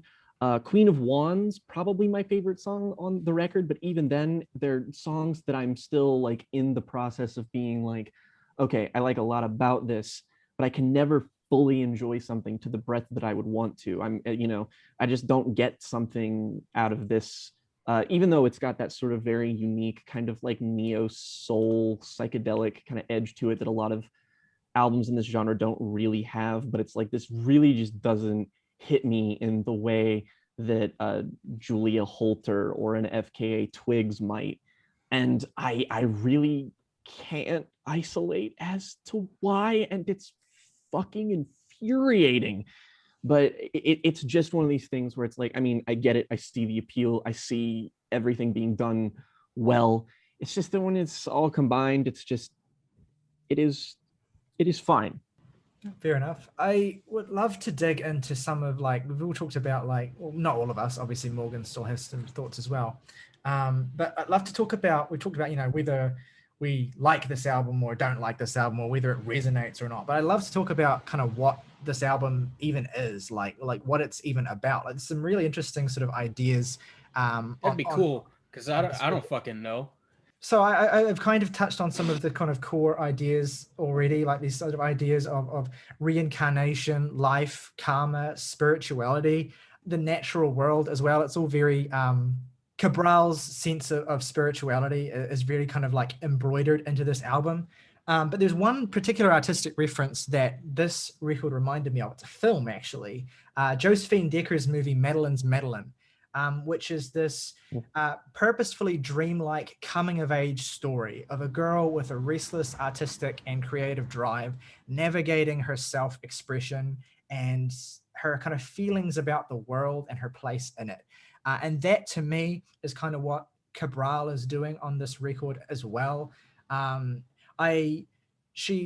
are lines on the song Legacy where she talks about, I draw my sword from the sorrow to fight with destiny and to find the voice of my father, which that find the voice of my father incidentally made me think of the Dark Tower, which I don't think was a reference point, but it totally could be. We should be so lucky, honestly. It could well be. And so the idea of the song Legacy is quite interesting in that regard. I love the harmonic synths and saxophone of this song.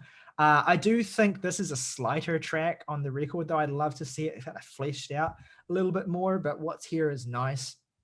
But I think the 3-track run from Queen of Wands to Revolution is where the album kind of really hits a streak and started to kind of fall into place for me. Wands is lyrically minimal, but once again, Cabral compensates by using her voice in a really creative, varied, and kind of amazing way. Her range and her talent are undeniable here. I love the contrast between the soulful, kind of classical sound of her voice and the very 80s synth line in the song, which is almost cheesy, but in an absolutely positive way. Like it keeps the song propulsive, and it has a real sort of mid-80s, almost Depeche-esque groove to it. And you get a sense of that sort of the music that Cabral would have grown up listening to. And it's a very kind of rich combination.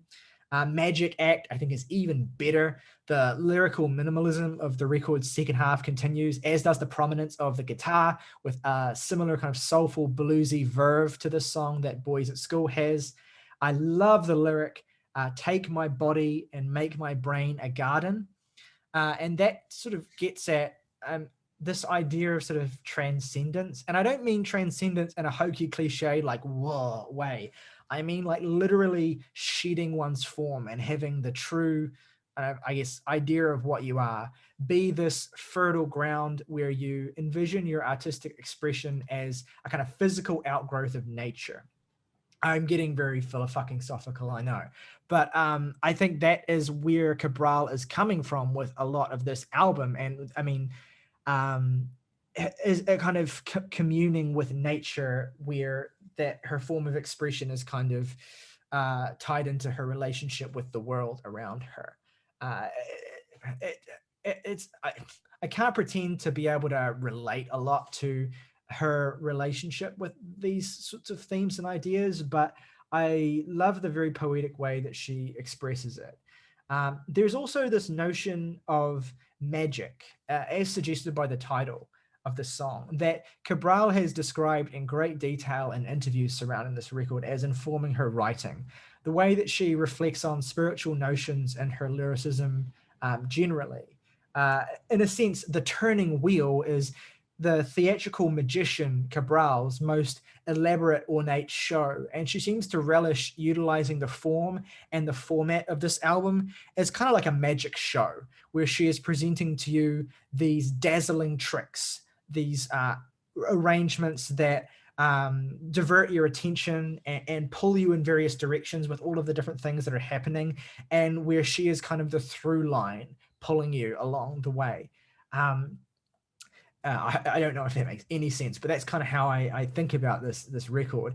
And then that connection to nature and the kind of theatrical aspect of it is built upon in another one of my favorite songs on the record, my second favorite song on the record, which is the song Revolution, where I think this is lyrically a stunning song. Like, she has references to circles and spinning alongside musings on aging and mortality.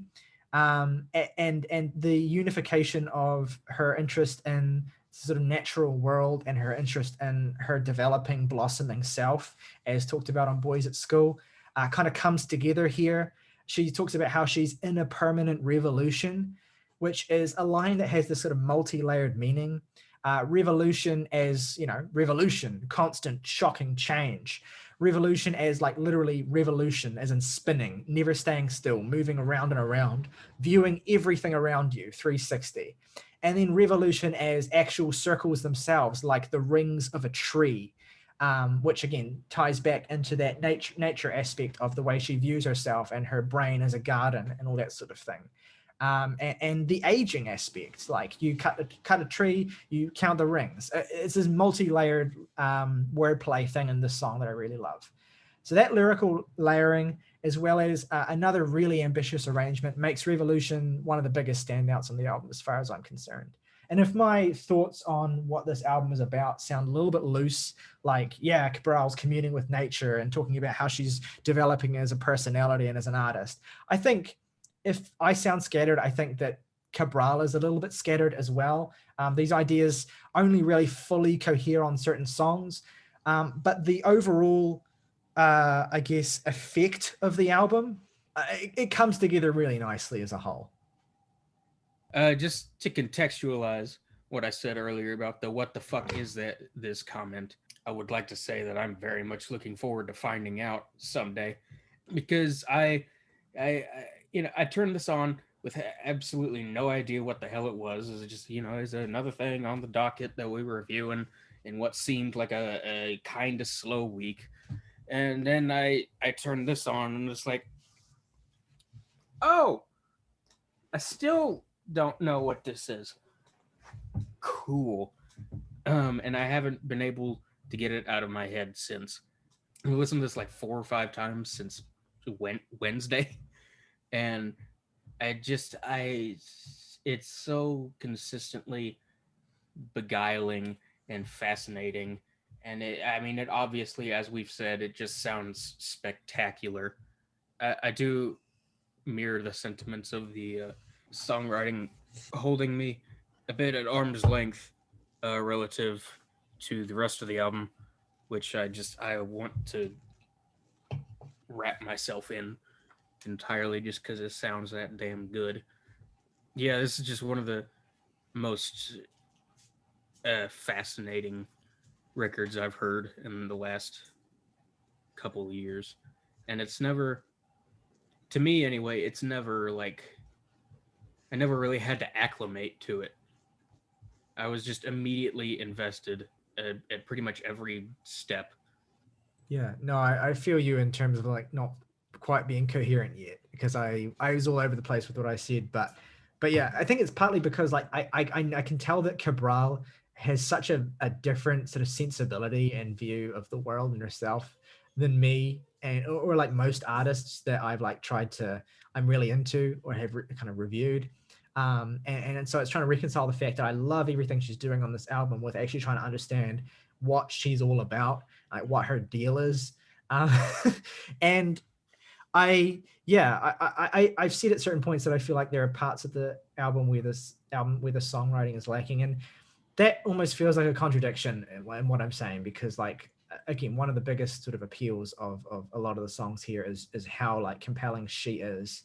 I mean, it's really just the appeal is in like, you know, if we divorce this record from its immediately adjacent hype, I think that what I would be focused on would be just saying how good that I think it all sounds. It's just that to me, it doesn't really all come together as a project that feels particularly cohesive. As somebody who regularly enjoys albums of this stylistic avenue, it's just something that like, I feel like this is an artist who's just like, who's one day down the line going to make an album that just fucking obliterates me with how fucking amazing it is. I just don't feel like this is the one.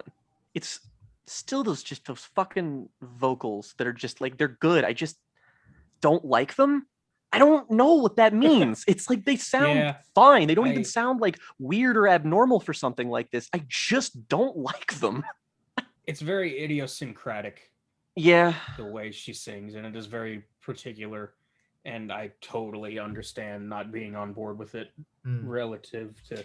Yeah. I mean, it's like how some people just can't vibe with the sound of Björk's voice.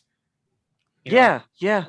I think to me. Yeah, it also like not quite the same sort of tonality, but the same sort of like kind of nasal quality to certain parts of it as Joanna Newsom as well, which I would not be surprised if Jake ends up having a similar sort of opinion on some of her stuff. You also mentioned FKA Twigs, and I think that's a perfect analog in a sense, because it's like, I fucking love Twigs's voice. Like, that's my main appeal when it comes to her. It's like her production is usually always on point, but it's just like that's like the ideal default for a sound like this for me. And this is just distinctly more, it's definitely not as like, it's a little bit more manic than Twigs. It's a little bit more like inflected with color and a little bit more like, it's less one-dimensional, but I just prefer the one-dimensionality of Twigs, I guess. Yeah, Twigs is kind of like her vocal presence is like rooted in a kind of fragility that she has as a performer. Yeah.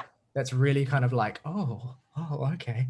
Whereas Cabral on this record has an earthier voice that, like you say, is more dynamic, and I could definitely see it being controversial. I don't think that your response to it is illogical, Jake, or even all that surprising.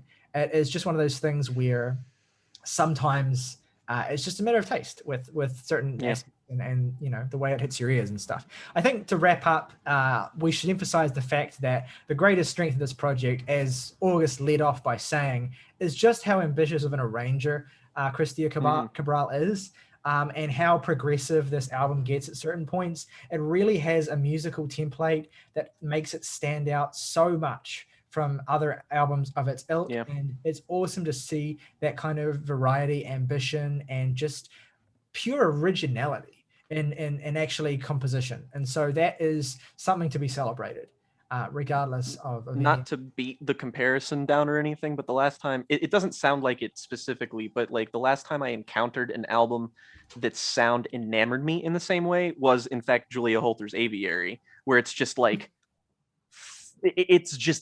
gobsmacking how unbelievable it is, and you're just kind of taken aback the whole time. Yeah, I actually tried to listen to Aviary in the week because of this record, and I got like half an hour in, and I was like, I can acknowledge this is great, but this is a bit much. I need to like stop and have a break. Well, I have bad news. Yeah. It's a record club. Yay. Fun. Can't wait. I mean, it's like months away, so you certainly have time. Anyway, all right. Favorite tracks and ratings for Spelling's album, The Turning Wheel. Let's do a reverse order thing just for fun and gigs.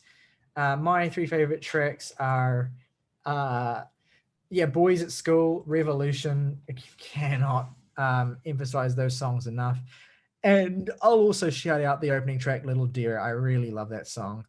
Grown on me heaps.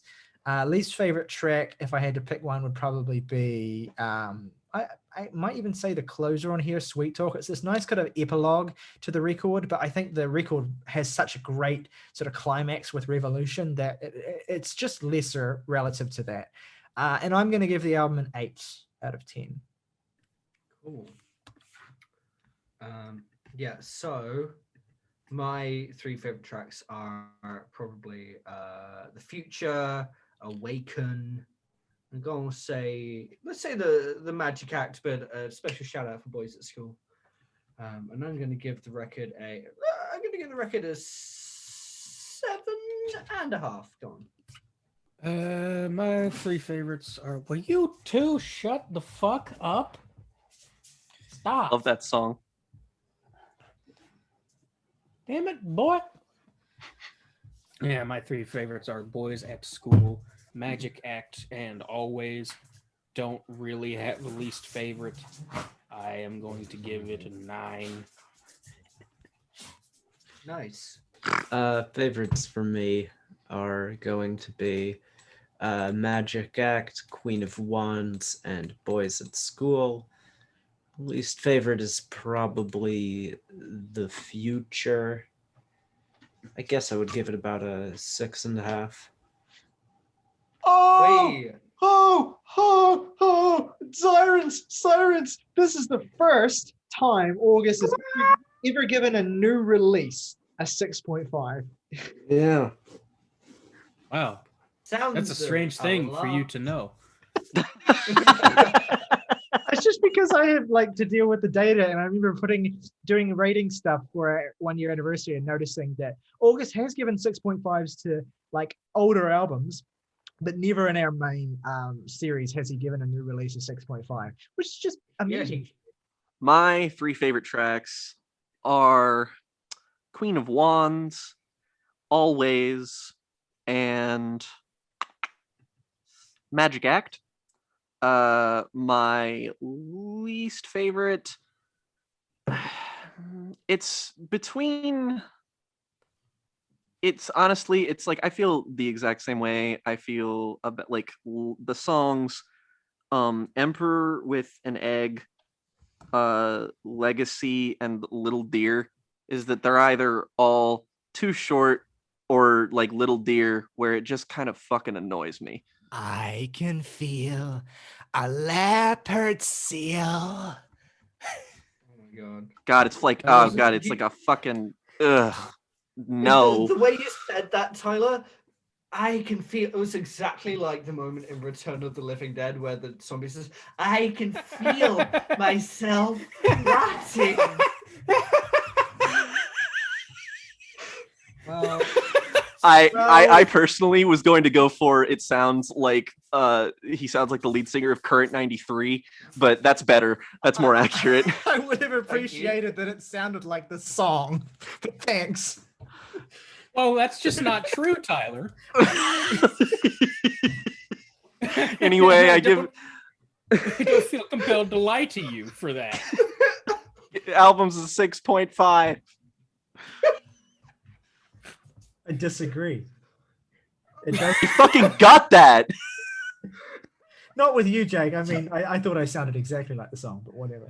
So there is only one other album that's a 7.5 average. There's only one other album we've given a 7.5 average, and that is the Eminem Show. Whoa!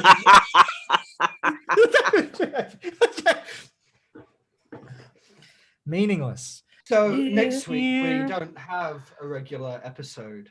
No, we don't. We're going to be doing our great Jams and Tea music, the 2nd annual Jams and Tea music quiz. And that concludes our main episode of the Jams and Tea podcast this week. Let us know in the comments below what you think of the albums that we reviewed today and what you think of our takes. Do you agree? Do you disagree? Did we miss anything important? Let us know below. As I said at the top of this episode, we love hearing from you. We genuinely do. Even if you think we're full of shit, if you say that in a way that assuages our egos, then we'll still love you. Please tell me I'm full of shit. I'd find it so refreshing. Oh yeah, just be straight up about it. Just be like Like you're I'm full of I'm shit. such a fucking idiot. No. That's it. That's the end of my point. Well, it's a stupid point, and you shouldn't have said it. I'll beat your ass. But yeah, Do it. I yearn you for can- human contact. Point Yeah. is, see, I'm argumentative. That's my point. Get in the comments. Be all like, you're full of shit. I'll come after you. Give We'll us a have a fight. dislike. Do We'll it. have a You fucking won't. altercation. Dislikes don't matter. It's all part of the algorithm. Just Just as long as come somebody around. interacts, it helps. Just come around. And if you're the seeing fuck this, you you. watched it too far, bitch. Just come You've around to my been house. played. Come around to my house and have sex with me. What was it that Also Zach said that- that one time? Don't mess with health fans. We'll suck your dick. Don't mess with Mount George fans. We will cry in front of you. thank you for Don't that. mess with porcupine tree fans. We'll stare at you autistically.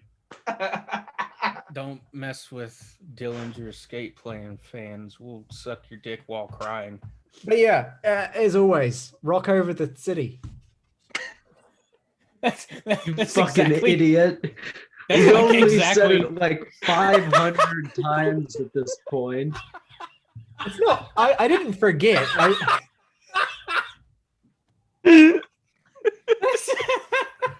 I don't care. I'm going with the bit. Yeah. You Oh God, fucking idiot. there's nothing funnier than August being mean. There's genuinely nothing that brings me greater joy. Yeah. Even if, or especially if it's to me. Oh yeah, totally. Like roast me. Squeeze me, macaroni. Oh shit. Oh fuck. Okay. Oh no. Oh fuck. Going to try not to vomit. Rock over England. Rock on France. Rock over England. Rock on Saskatoon.